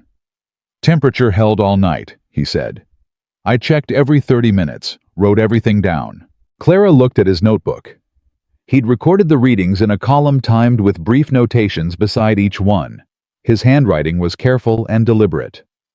"You did this yourself," she said. "I didn't ask you to document it." "I know," Percy said. "But you always write things down. I figured there was a reason." Clara looked at him for a moment. 17 years old, sitting in a smokehouse at 9 in the morning with a notebook, recording temperature readings, because he'd watched her do it, and understood that the watching wasn't enough. "There's a reason," she said. "What is it?" "Because memory is unreliable when you're tired or scared or working fast," she said. "But numbers written down don't change. They stay true even when everything else is moving." She paused. "And because someday you'll need to teach someone else, and you'll need to show them not just what you know, but how you got there." Percy looked at his notebook. "You think I'll teach someone else this someday? I think you already understand this work well enough that it would be a waste if you didn't," Clara said. He absorbed that the way he absorbed most things quietly, fully, without making a show of it. Clara checked the racks, checked the fire. The fire made one small adjustment to the airflow and wrote her own entries in her notebook. Then she said, "Go eat breakfast. I've got it now." The full consequence of the cold snap became clear over the following 2 days. Not in the smokehouse where everything held, but outside it in the valley and across the ranch properties that spread through the surrounding land. 2 of the smaller spreads to the south had lost portions of their feed supply to frozen storage. A family named Garrett 3 miles east had a pipe failure in their root cellar that destroyed most of their vegetable stores. The road into Harmon Junction had drifted over in 2 places and was passable only on horseback until the county sent men to clear it. Dutch brought all of this back from a supply run on the 2nd day after the freeze, and he reported it to William in the main house with Clara present, because Dutch had stopped leaving Clara out of information that affected the ranch's calculations, a shift that had happened gradually and without anyone announcing it. "The Garretts are in bad shape," Dutch said. "Word is, they may not make it to spring without outside help." William looked at Clara. It was a look she had learned to read over the past weeks, not asking permission, but thinking alongside her, the way 2 people think together when they've gotten used to the other person's presence in their reasoning. "How much surplus do we have above what we need?" she asked. "If the 4th batch finishes as projected," Clara said, "we have a margin of approximately 40 pounds of cured pork above the strict survival calculation. That's not a large margin." "But it's a margin," William said. "It's a margin," she confirmed. "The Garretts have 4 children," Dutch said. "Youngest is about 3. Nobody said anything for a moment. Then William said, "I'll ride out to see Ed Garrett tomorrow." Dutch nodded. Clara said nothing, but something in her chest settled in a particular way, the specific feeling of watching someone do the right thing without having to be argued into it. That evening, Samuel told her what he'd heard about Harrison Blake's response to the cold snap. She was in the cookhouse, helping him inventory the dry goods. Something she did twice a week now, keeping the full picture of the ranch's supplies in her own accounting alongside Samuel's. When he said carefully the way he said things, he wasn't sure how she'd receive, "Blake is telling people the freeze proved his point." Clara set down the jar she was cataloging. "How so?" "He's saying that a ranch that almost lost its smokehouse supply in the first real cold snap of the season is not a ranch that can be trusted to manage itself through a full winter." Samuel kept his eyes on his own inventory list. "He's also saying that whoever is managing the preservation operation clearly doesn't have the experience to handle extreme conditions." The particular sting of it was precise and deliberate, and Clara recognized the precision. Blake hadn't been there. He didn't know what had happened inside the smokehouse during that night. He was taking the cold snap of fact everyone knew about and building a version of events around it that turned survival into evidence of incompetence. "How many people is he saying this to?" Clara asked. "Enough," Samuel said quietly. "The feed store, the church meeting Wednesday. He had coffee with Marcus Hale at the bank on Tuesday morning." Marcus Hale, the banker whose notes came due in February. Clara picked up her jar and resumed cataloging. Her face did not change. "Samuel," she said, "when does the fourth batch finish?" "You know better than me." "3 more days," she said. "I need you to help me understand something. When it's done, when I have numbers, I can put on paper weights and quantities and projected duration. Who in this town would listen to those numbers?" Samuel thought about it. "Doc Harlow," he said finally. "He's been here 20 years, and people trust him. Agnes Fielder, if you can get her, she talks to everyone. And Reverend Stokes, if he believes the numbers are true. Would they come out here to see the smokehouse?" "If William Carter invited them personally." "Yes." Clara wrote something in her notebook. Samuel watched her write and didn't ask what it was. She found William that evening at the table in the main house, where he'd taken to doing his end-of-day accounts, a habit she'd noticed was worse for him on the days the bank letters arrived. She came in without knocking, which she had stopped doing about 2 weeks ago, and which William had stopped seeming to mind about the same time. She put her notebook on the table in front of him, open to the page she'd been working on. "What is this?" he asked. "An accounting," she said. "Every batch, every weight, every projected duration of supply. Written clearly enough that anyone who reads it will understand what has been produced and what it means for the ranch's winter." She paused. "I want you to invite people out here to see it themselves. Not to counter Blake, not directly. Just to let the facts exist in front of witnesses." William studied the page. His eyes moved through the numbers the way a man reads something he's been needing to hear. "Doc Harlow," he said. "Agnes Fielder. And Reverend Stokes. Stokes is particular about where he spends his time." "Then make the invitation worth his while," Clara said. "Tell him there are families in this valley who may need support this winter, and that the information he sees here will help him know who does and who doesn't." She paused. "That's true. It's not manipulation." William looked up at her. "No," he said. "It's not." He looked back at the numbers. "You calculated the surplus for the Garretts already." "For anyone in similar need, yes." "Clara." He said her name with a weight to it that was different from before, different from the first time he'd said it in surprise, different from the careful professional address he'd used in the early weeks.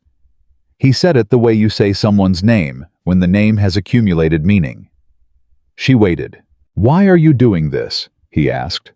"The Garretts aren't your problem. Blake isn't your problem. The banknote isn't my problem," she said quietly. "I know. So why?" She was quiet for a moment. The lamp on the table burned between them, and she looked at it rather than at him while she found the right words. "When I was 22, she said, "my family's farm was taken by the bank. My father had tried to save it for 3 years, 3 droughts, 2 failed crops, 1 bad loan decision that he made out of desperation and never forgave himself for. And the day the bank took it, none of our neighbors came. Not one. Not to help, not to say they were sorry, not to bring food for the week. It took us to pack what we could carry." She paused. "I've spent 12 years trying to understand whether that was how people were, or whether it was just how things went when everyone was scared." William said nothing. "This ranch," Clara said, "is full of people who showed up. Samuel and Percy and Hatcher who held watches in the middle of the night in extreme cold because the work mattered to them. You who came to the smokehouse at 2 in the morning because you didn't want me to be alone." She finally looked at him. "I've been in a lot of places. I haven't been in many places like this. So yes, the Garretts are my problem. This valley is my problem. Because that's what you do when you find a place worth caring about." William was very still. "My father would have liked you," he said finally. It came out rough, like something he hadn't planned to say. Clara felt the warmth of it and didn't look away from it, the way she usually looked away from things that got too close. "Tell me about him," she said. And William Carter, who didn't talk about his father to anyone, talked about his father for the next hour while the lamp burned between them and the cold held everything outside in its grip. And the smokehouse behind the main barn stood solid and working and full of the thing that would carry them all through to spring. The morning of the fourth batch's completion arrived clear and bitterly cold, the sky, the particular hard blue of winter days when the air has burned itself clean of everything soft. Clara had been awake since 3 doing the final management of the curing fire, bringing it down in careful stages, the way a landing requires more precision than a takeoff. The ending of a cure as deliberate and exacting as everything that had come before it. Dutch came at 5:30 without being summoned. The way Dutch arrived at things without announcement, as if he'd always been planning to be there. "Today's the day," he said. "Yes," Clara said. "You going to make me wait?" "Yes," she said again, and Dutch almost smiled. She made everyone wait until 8 o'clock, which was the earliest she would trust her own reading of the finished cure. And at 8 o'clock precisely, she cut the first piece from the fourth batch and stood alone with it for a moment in the smokehouse and tasted it. She closed her eyes. When she opened them, she went to the door and said to Dutch, who was waiting outside, "Get everyone." They came, all of them, even Hatcher, who had been fixing fence on the east side of the property and rode back when Percy rode out to tell him, even William, who had been in town that morning and had apparently been watching the road for a reason to come back. They assembled in front of the smokehouse in the cold morning, their breath rising, and Clara brought out pieces for each of them on a board, the way her grandmother had always presented finished work, not as a performance, but as an offering. William tasted it first. He was quiet for longer than he'd been quiet after any of the previous batches. Clara watched him and didn't speak. Dutch tasted his and looked at the sky the way Dutch expressed things too large for his face to fully accommodate. Samuel said, "Lord." Percy said, "It's different from the others." "How?" Clara asked him. Percy thought about it seriously. It's warmer. Even cold it tastes warm." "That's the length of the cure," Clara said. "The extra day we took after the freeze. The depth is different." Hatcher said quietly to no one in particular, "I've been eating bad food all my adult life, and I didn't know it until right now." Clara looked at him. Then she looked at all of them. Samuel, with his white beard and his careful hands. Percy, with his notebook pocket and his earnest attention. Hatcher, who had brought her coffee when he didn't have to. Dutch, who had told William to hear her out on that first day at the gate. William, whose father had built something worth saving. "All 4 batches are complete," she said. "We have enough cured and preserved supply to carry this ranch through to the middle of April. Documented, inventoried, and verifiable by anyone who comes to look." She paused. "Harrison Blake has been telling people we were failing. He was wrong. This is the evidence." William looked at her. "I invited Doc Harlow, Agnes Fielder, and Reverend Stokes for Saturday."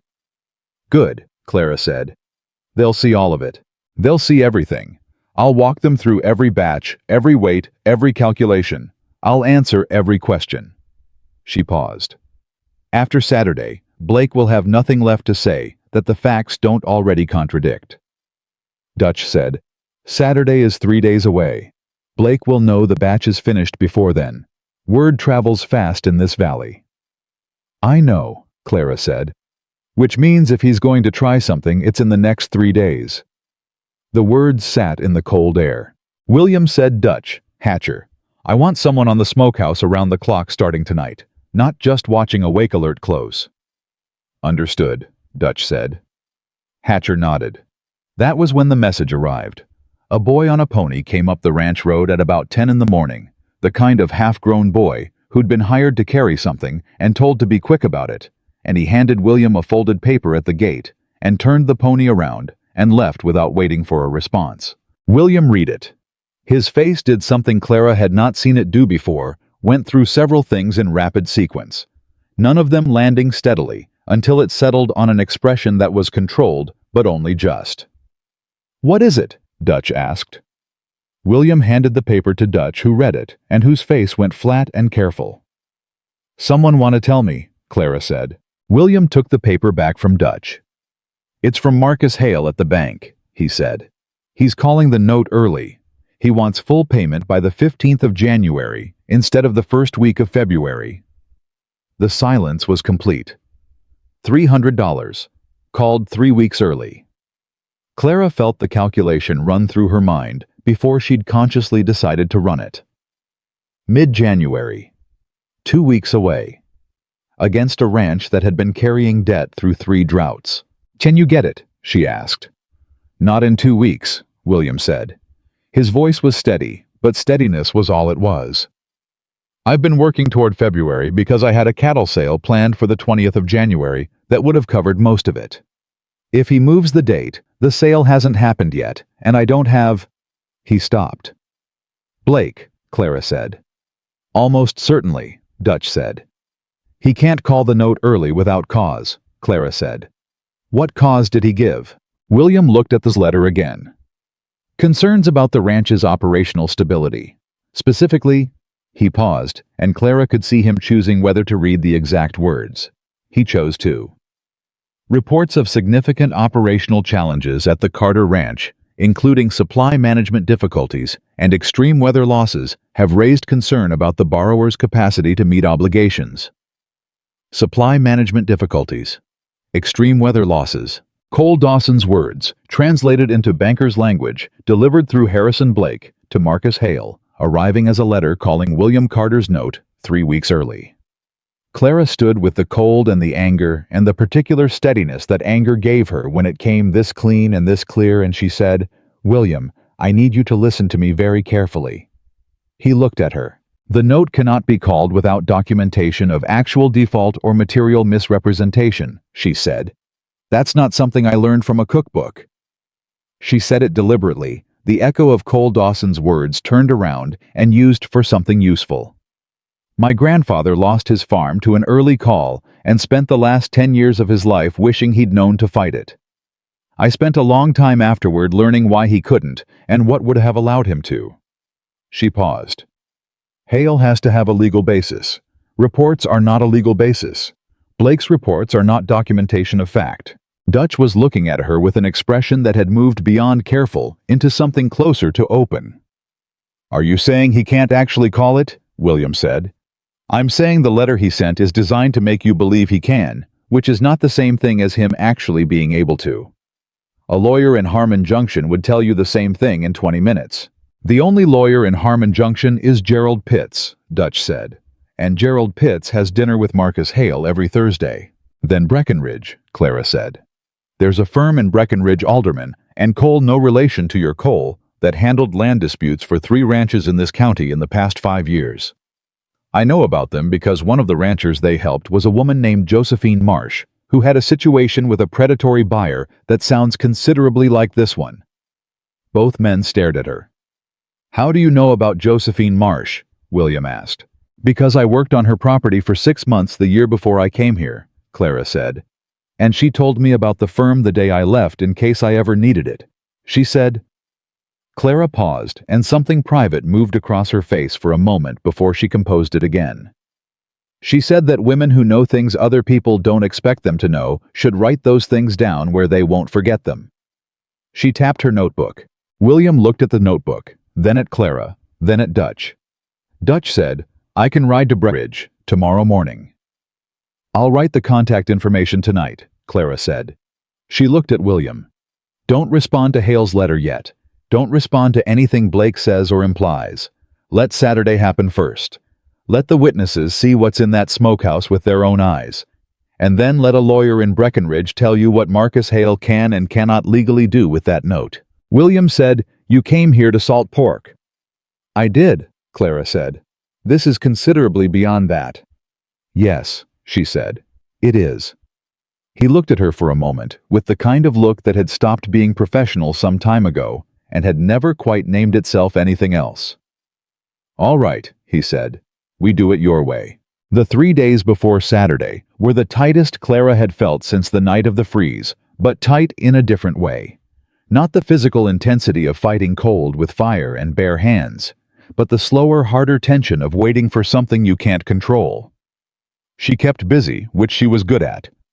She organized the full documentation of all 4 batches in the clear numbered format she'd been building since the beginning, writing it in her best hand on clean paper she borrowed from the supply in the main house desk. She walked Percy through the inventory twice so he could answer questions independently if needed. She had Samuel prepare a small tasting for the visitors, not as performance, but as the simplest possible argument. Let people taste the work she had learned, and the work speaks. On Thursday evening, she went to find Hatcher, who was on watch at the smokehouse. She didn't need anything from him. She had already checked the smokehouse twice. She went because she had something to say to him, and she had learned not to put off the things that needed saying. "You brought me coffee," she said, "a few weeks ago, when you didn't have to." Hatcher looked up from where he was sitting. "I remember. I didn't say enough about it at the time." "You said all right," Hatcher said. "That was enough. I want to say something more than that now." She sat down on the bench beside the smokehouse door, close enough that the conversation was private, but not so close as to make either of them uncomfortable. "You're a good man, Hatcher. You know it's the right thing to do, and you do it even when it costs you something. That's rarer than people think." Hatcher was quiet for a moment. "My mother used to say that," he said. "About my father. She said that was the whole measure of a man." "Your mother was right," Clara said. He looked at her sideways. "You're not from around here." "No." "You planning to stay?" She thought about that. It was the first time anyone had asked her directly, and she realized she had been thinking around the question for weeks without facing it. "I don't know yet," she said honestly. "That's fair," Hatcher said. He looked out at the dark. "I hope you do." She went back inside after a while, and the word stayed with her. The simple, undemanding hope of it, offered by a man who had brought her coffee in the cold and asked for nothing back. She held it carefully the way you hold something fragile that you're not sure you deserve. Saturday arrived with a hard, clear sky and cold that had weight to it, but not the viciousness of the freeze, the kind of cold that serious people put on coats and went about their business in. Doc Harlow arrived first precisely at 10, a compact man in his 60s with wire-rimmed glasses and the careful eyes of someone who had spent a career looking at things people wished he wouldn't look at so closely. Agnes Fielder came with him, which surprised William, though it probably shouldn't have. Agnes went where the information was, and she had an instinct for where that was. Reverend Stokes arrived 10 minutes later, riding alone, which Dutch took as a positive sign without saying why. Clara met them at the smokehouse. She didn't give a speech. She opened the door and walked them through it the way she walked through everything, plainly, clearly, without embellishment, letting the facts carry the weight, because facts, when they were real, didn't need decoration. She showed them the racks. She showed them the inventory documentation. She walked Doc Harlow through the weights and projections and answered his questions, which were precise and specific, the questions of a man accustomed to requiring accuracy without hesitation.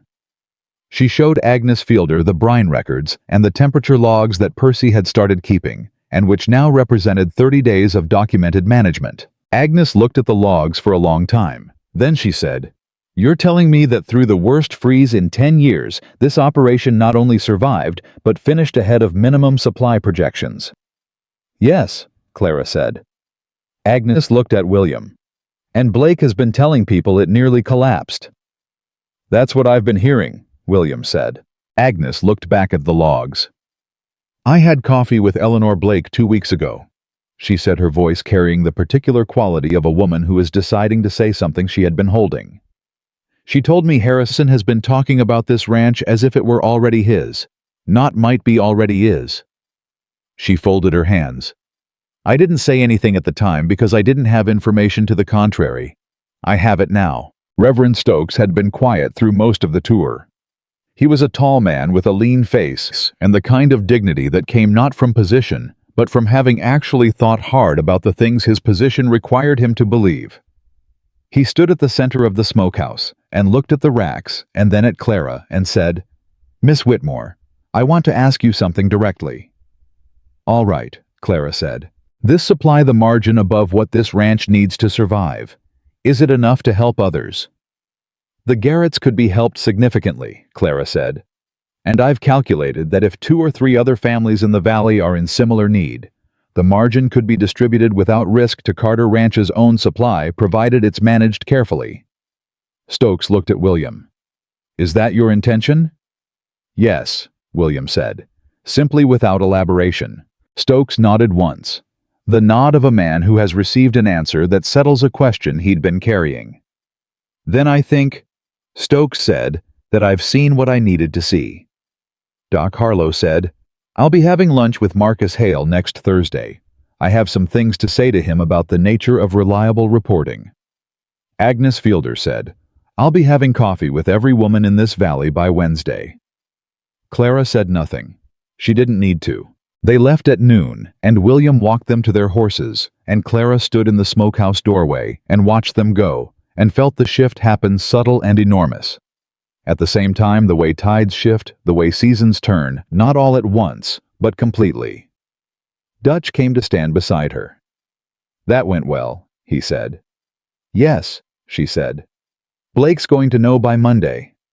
Good, Clara said. Let him know. Dutch looked at her sideways. You're not worried about what he does next. He has one move left, Clara said. He can press Hale on the note, or he can back off. If he presses a lawyer in Breckenridge, we'll take apart the basis for an early call in front of people who are now inclined to question his word. If he backs off, the note goes back to its original February date, and William sells the cattle on the 20th of January and pays it. And if the cattle sale doesn't cover the full amount, Clara looked at him steadily. How much is the shortfall assuming the sale goes well? Dutch told her. She was quiet for a moment. I've been paid wages for 6 weeks, she said carefully. I've spent some of it on wood and supplies. What remains? She stopped. It's not enough by itself, but it's something. Dutch stared at her. Clara, you can't. I'm not offering it as charity, she said. I'm offering it as investment. A ranch that survives this winter and pays its note on time is a ranch I want to continue working for. She paused. If that's agreeable to Mr. Carter. Dutch looked at her for a long moment. He had the expression of a man who has seen a great many things in his life and has reached the point of being surprised by very few of them, and who is now being surprised. You'd have to tell him that yourself, Dutch said. I know, she said. I will. But not today. Today had done enough work. She went back inside the smokehouse and stood in the warmth of the fire that had burned through the worst night of the winter and continued burning steady and sure. And she put her hand on the nearest curing rack and felt the solidity of the wood under her palm, and thought about her father's face on the day the bank took their farm, the particular kind of defeat that happens when a man realizes the thing he built is going to be taken from him by someone who never deserved it. She thought about what it would have meant if someone had shown up then. Just shown up. With knowledge, with steadiness, with a willingness to fight the way that fighting needed to be done. She closed her eyes. She had not been able to go back and save her father's farm.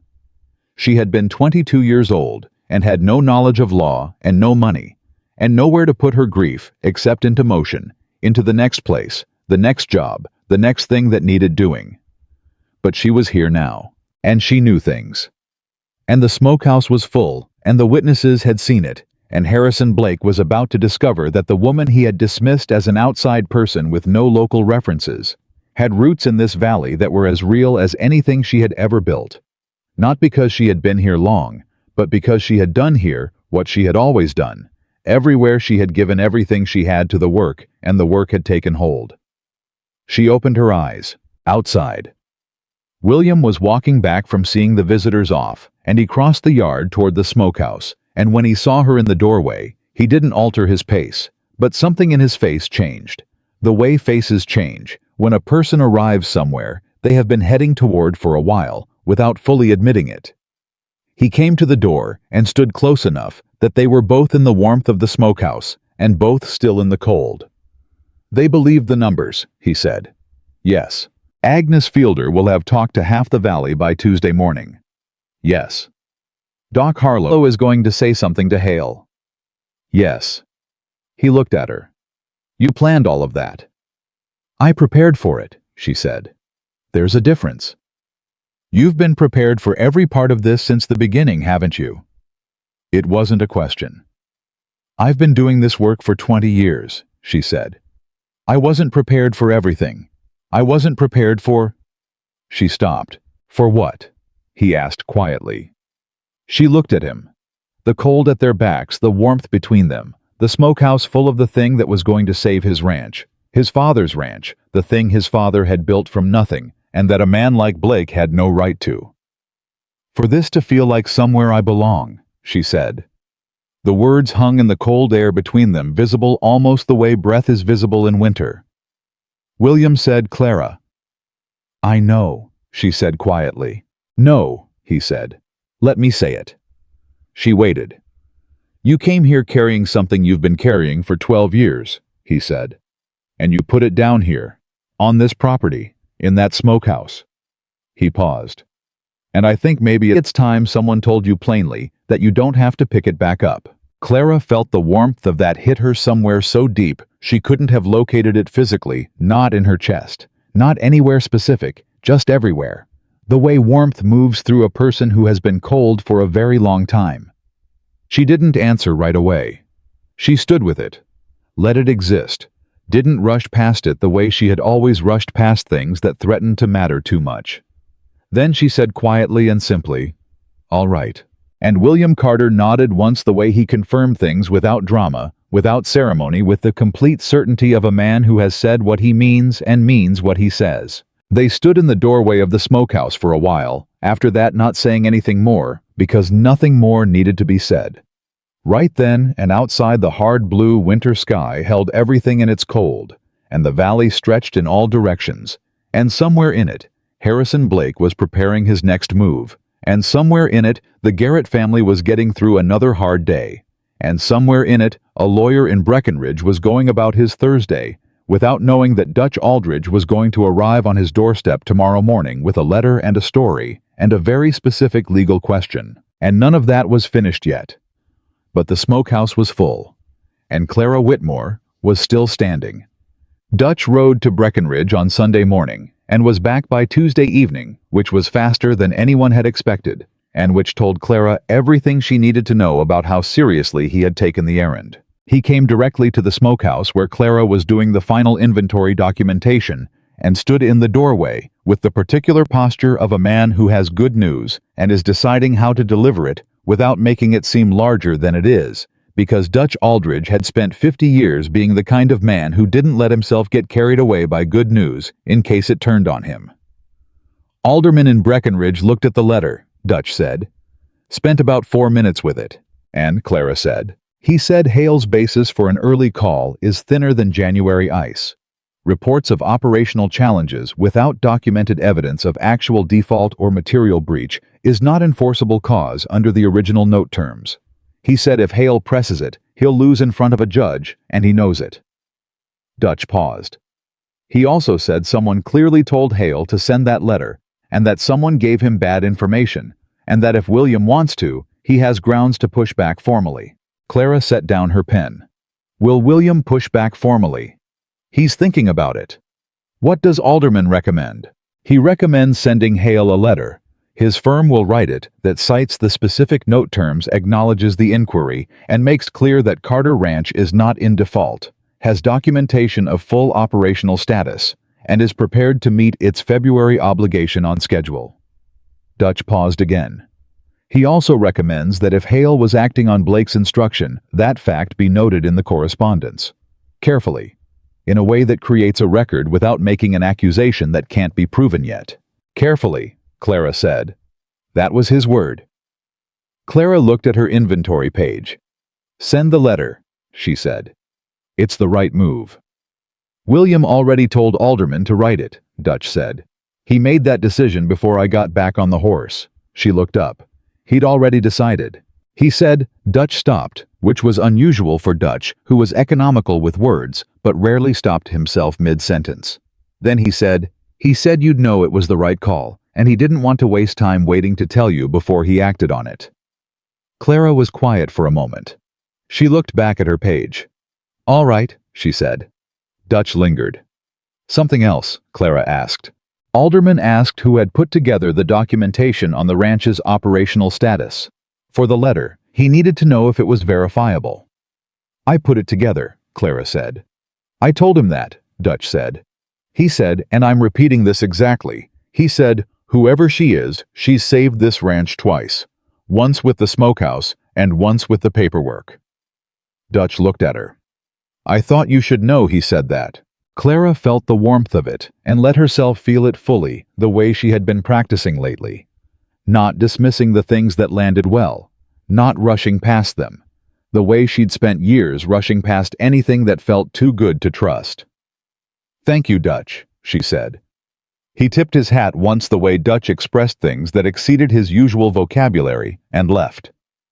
The alderman letter reached Marcus Hale on Thursday morning. By Friday afternoon, word had moved through Red Willow Valley, the way word always moved, person to person, porch to porch, the invisible telegraph of a small community where everyone knew everyone else's business and where the line between information and judgment was always thin. Clara heard about it from Samuel, who heard it from the man who delivered flour to the feed store, who had been standing outside the bank when Hale came out with the letter in his hand, and a face that Samuel's source described as the color of old ash. "He went directly to the telegraph office," Samuel said. "Sent something, came back out 15 minutes later looking worse." "He wired Blake," Clara said. "That would be my guess." "And Blake wired back something that didn't help him." "That would also be my guess." Clara looked at her coffee mug. "The cattle sale is the 20th. That's 9 days.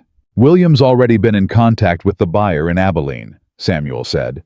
"Sale is confirmed. Price is," he paused.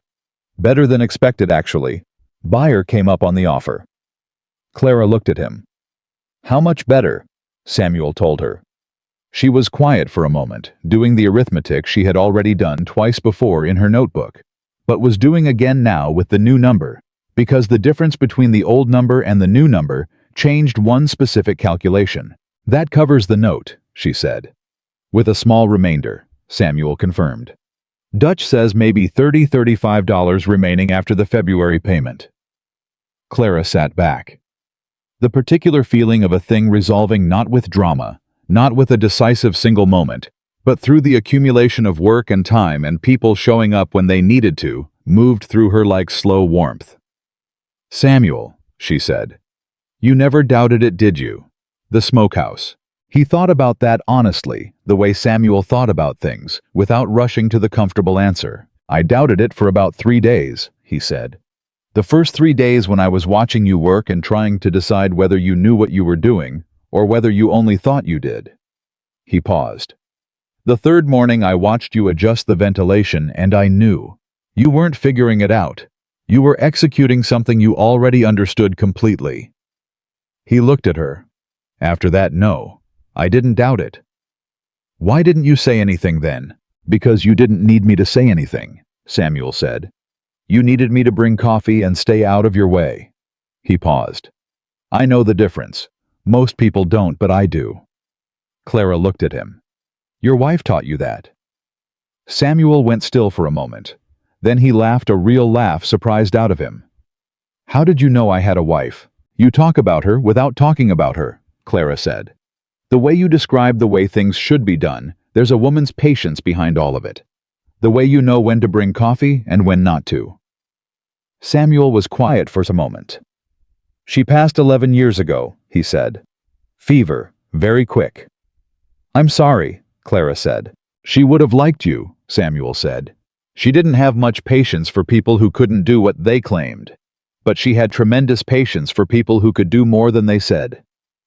Clara looked out the cookhouse window at the January morning, the snow thin on the ground, the sky holding the white-gray color of a valley, working its way toward the far side of winter. "I think I would have liked her too," she said.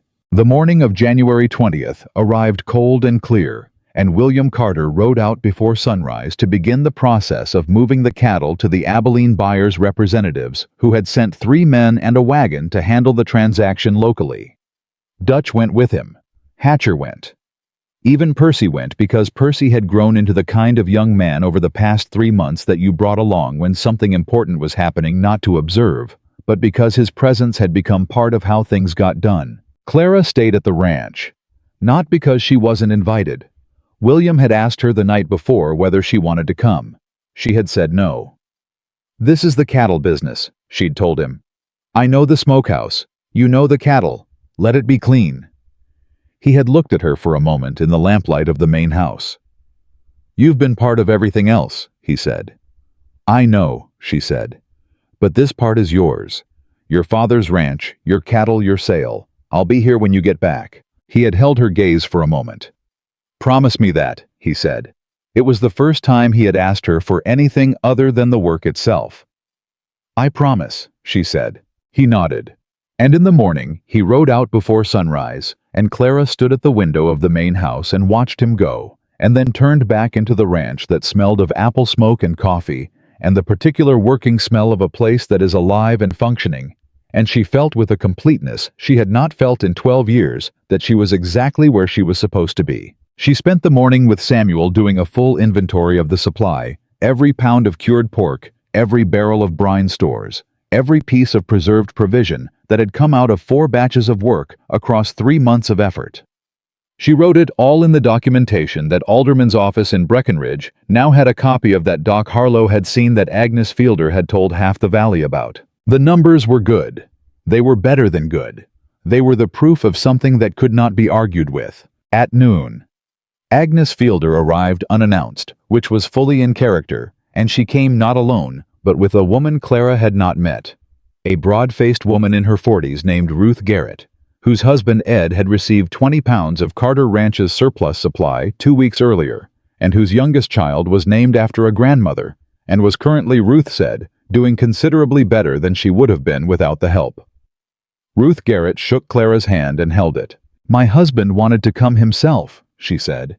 "He's still embarrassed that he needed the help." "He shouldn't be," Clara said. "I told him that." Ruth looked at her steadily. "I also told him to remember who provided it and why. Because in my experience, people who help other people for the right reasons are the ones worth keeping track of." Clara looked at her. "I wanted to tell you that myself," Ruth said. Woman to woman. Clara felt something move in her throat. She had held herself together through the worst night of the freeze, through the theft of the salt, through Blake's letters and Hale's threats, through every moment that had required steadiness, when steadiness was the hardest possible thing to maintain. And now, a woman she had never met was standing in front of her, holding her hand and saying something true and simple, and the simplicity of it was what got through. "Thank you," Clara said. Her voice was steady, but only just. Agnes, who had the instincts of a woman who had been reading rooms for 60 years, chose that exact moment to ask Samuel something in the cookhouse, and they both disappeared, and Clara and Ruth Garrett stood alone in the yard for a moment. "Are you staying?" Ruth asked. Clara thought about what William had asked her to promise the night before. "Yes," she said. "I'm staying." Ruth nodded once satisfied. "Good," she said. "This valley needs more people who know what they're doing." Agnes and Ruth left an hour later, and Clara went back to her inventory, and at 4 in the afternoon she heard hoofbeats on the road and went to the gate. William rode in first with Dutch behind him, and Hatcher and Percy behind Dutch. They came through the gate, and William dismounted and handed his horse to Hatcher and walked to where Clara was standing. His face was tired and windburned, and completely, unmistakably relieved. "It went through," he said. The full amount, and $34 over." He looked at her. "The note gets paid in full next week." Clara exhaled. It came out longer than she expected, which told her she'd been holding it without realizing. "Alderman's letter," she said. "Did Hale say anything?" "Hale wasn't available when Dutch went by the bank this morning." William paused. His assistant said he was indisposed. Dutch interpreted that generously. "And Blake?" William looked at her steadily. "Blake made an offer on the Lindstrom property this morning, 2 miles south of here. It appears he has redirected his attention. The deliberateness of it, the pivot, the move to another target, the way a man like Blake simply shifted when one direction closed should have surprised her. It didn't." "The Lindstroms," Clara said carefully. "I know," William said. "I'm going to ride over there tomorrow and tell Ed Lindstrom what I know about how Blake operates. He can make his own decision, but he'll make it with the full picture." Clara looked at him. "Your father would have done that," she said. William was quiet for a moment. "I hope so," he said. "I'm still figuring out which parts of him I managed to keep." They stood at the gate in the late afternoon cold, the light going the color of copper over the western ridge, the ranch behind them breathing its steady working breath. Percy had taken the horses to the barn. Dutch had gone to the bunkhouse. Hatcher was somewhere doing the thing Hatcher was always doing, which was quietly making himself useful where he was needed. "Clara," William said. She looked at him. "I want to ask you something," he said. "And I want to ask it plainly without going around it." "Then ask it," she said. "Stay," he said.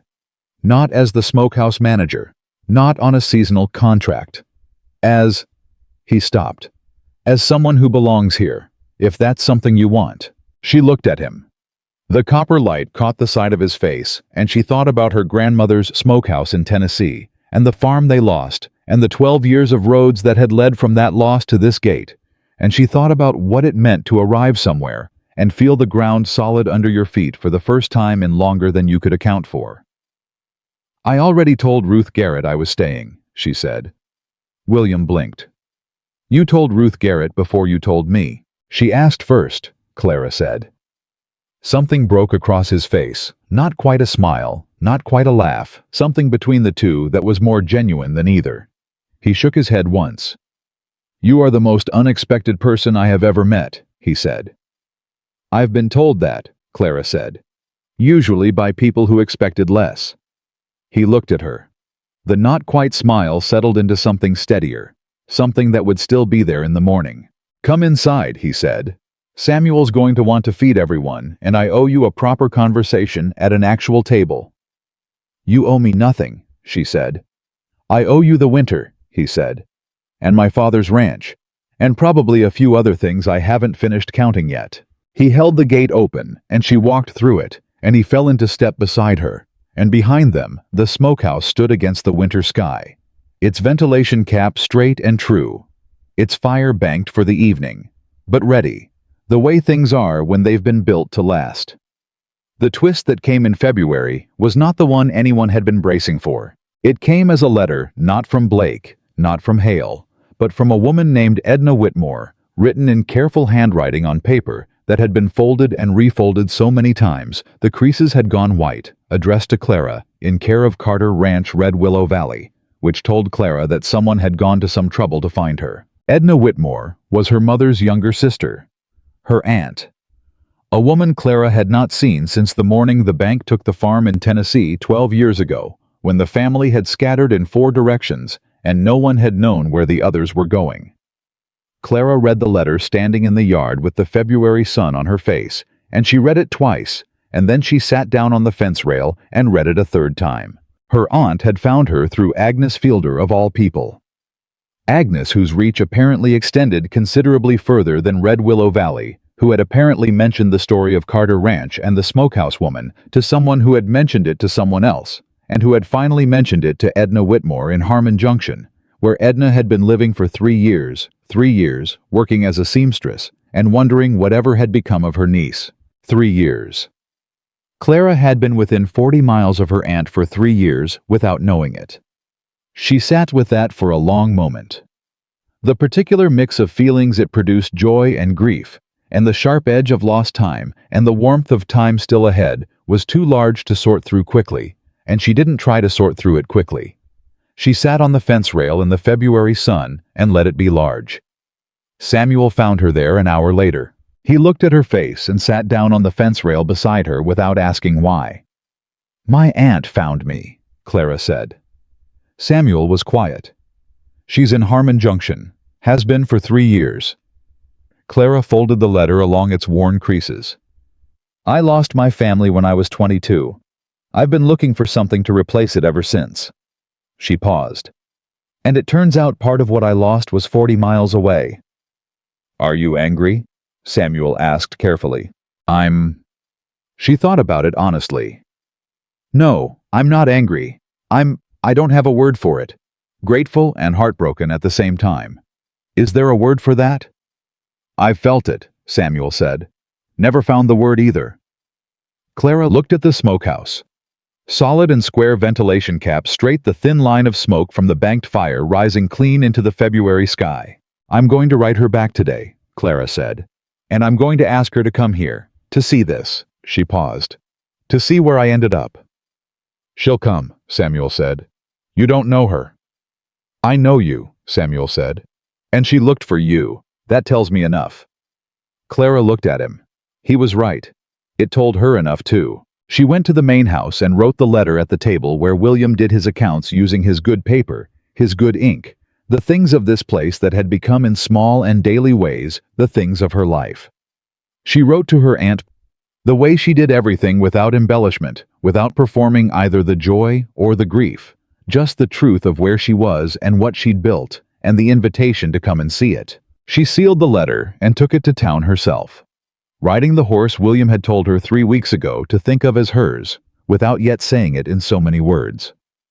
When she came back, William was at the gate. "Where did you go?" he asked.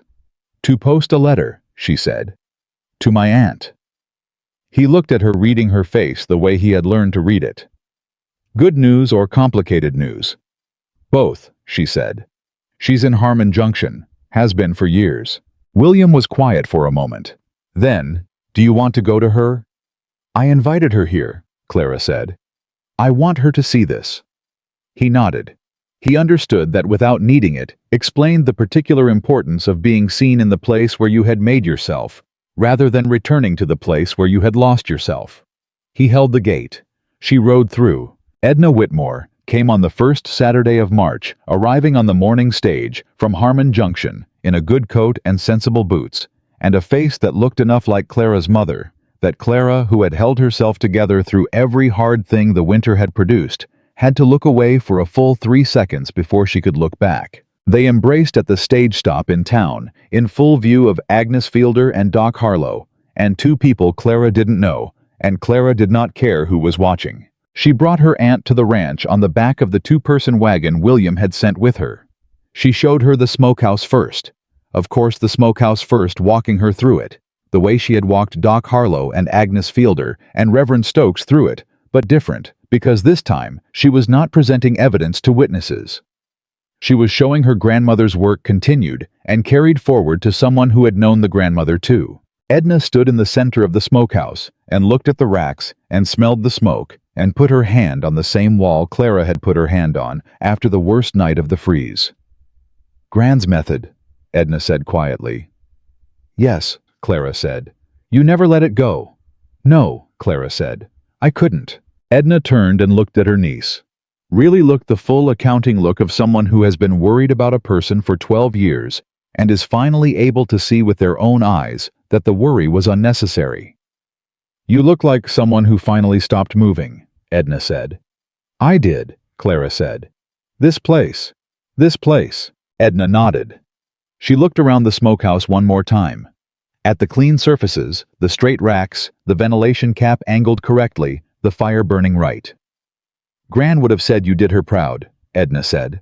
Clara felt it in her chest, deep and permanent, the way true things feel when they finally arrive. "I know," she said. "I think I finally know that." They went to the main house for dinner, all of them together. William and Dutch and Samuel and Percy and Hatcher and Edna and Clara around the table. That was big enough if you didn't worry too much about elbow room, and Samuel had cooked a meal that was better than the occasion required, which was exactly like Samuel. And the conversation was the kind that happens when people who have been through something difficult together sit down with someone new and tell the story of it from the beginning. Percy told it mostly. He had turned out to be the best storyteller among them, which surprised no one who had watched him with his notebook. Hi told it from Clara, arriving at the gate with her one suitcase and her worn notebook, and Edna listened with her hands folded on the table, and her eyes moving between Percy's face and Clara's. And at the part about the stolen salt, she pressed her lips together, and at the part about the night of the freeze, she put her hand over Clara's on the table and left it there. William, who was sitting across from Clara, watched all of it without saying much, which was his way, and his face held the expression Clara had come to know as his truest one. Not the careful face he wore when he was managing something difficult.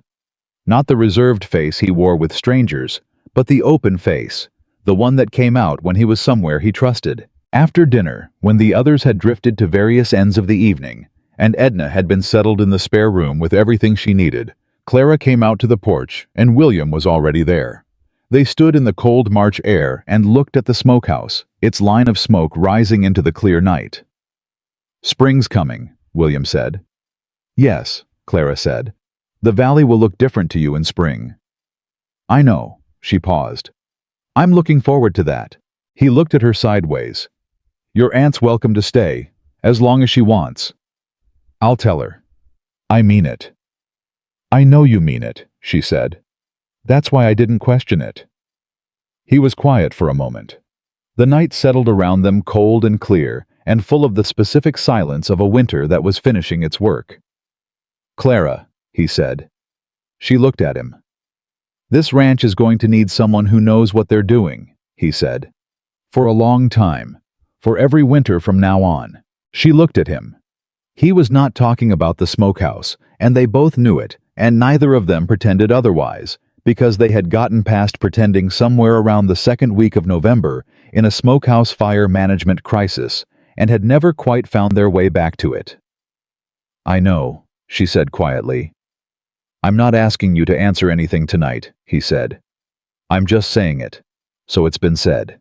She looked at the smokehouse, at the smoke rising clean and straight into the March night, at everything she had built in this place, from a locked door and a rusted key, and a woman who had arrived with one suitcase and no one to vouch for her, and the knowledge of everything her grandmother had ever taught her. She thought about the girl who had stood outside her father's farm on the day the bank took it, 22 years old, with nowhere to go and nothing to carry except the things that couldn't be repossessed. The knowledge in her hands, the methods in her memory, the voice of her grandmother saying, "Take up the space anyway." She had taken up the space. She had done the work so well, they ran out of reasons. She had arrived carrying the skills needed to build a home, and she had built one. "William," she said. "Yes," he said. "I'm not going anywhere," she said. "That's my answer. For everything you're not asking tonight, that's the answer." He looked at her. The lamplight from the main house window caught the side of his face, and he looked like a man who has been holding something heavy for a very long time, and has just been told he can set it down. "All right," he said. "All right," she said. They stood on the porch of Carter Ranch in the last cold of winter, and the smokehouse stood solid at the edge of the yard, and the smoke rose straight into the clear dark sky, and somewhere in the valley, the first suggestion of spring was already moving through the ground. Quiet and certain and inevitable, the way all true things eventually arrive. Clara Whitmore had not come to Red Willow Valley looking for a home. She had come carrying the tools to build one, and she had built it board by board, batch by batch, fire by fire, out of the one thing that no drought, no banker, no bitter rival, and no long cold winter had ever been able to take from her. She had built it out of herself, and it would stand.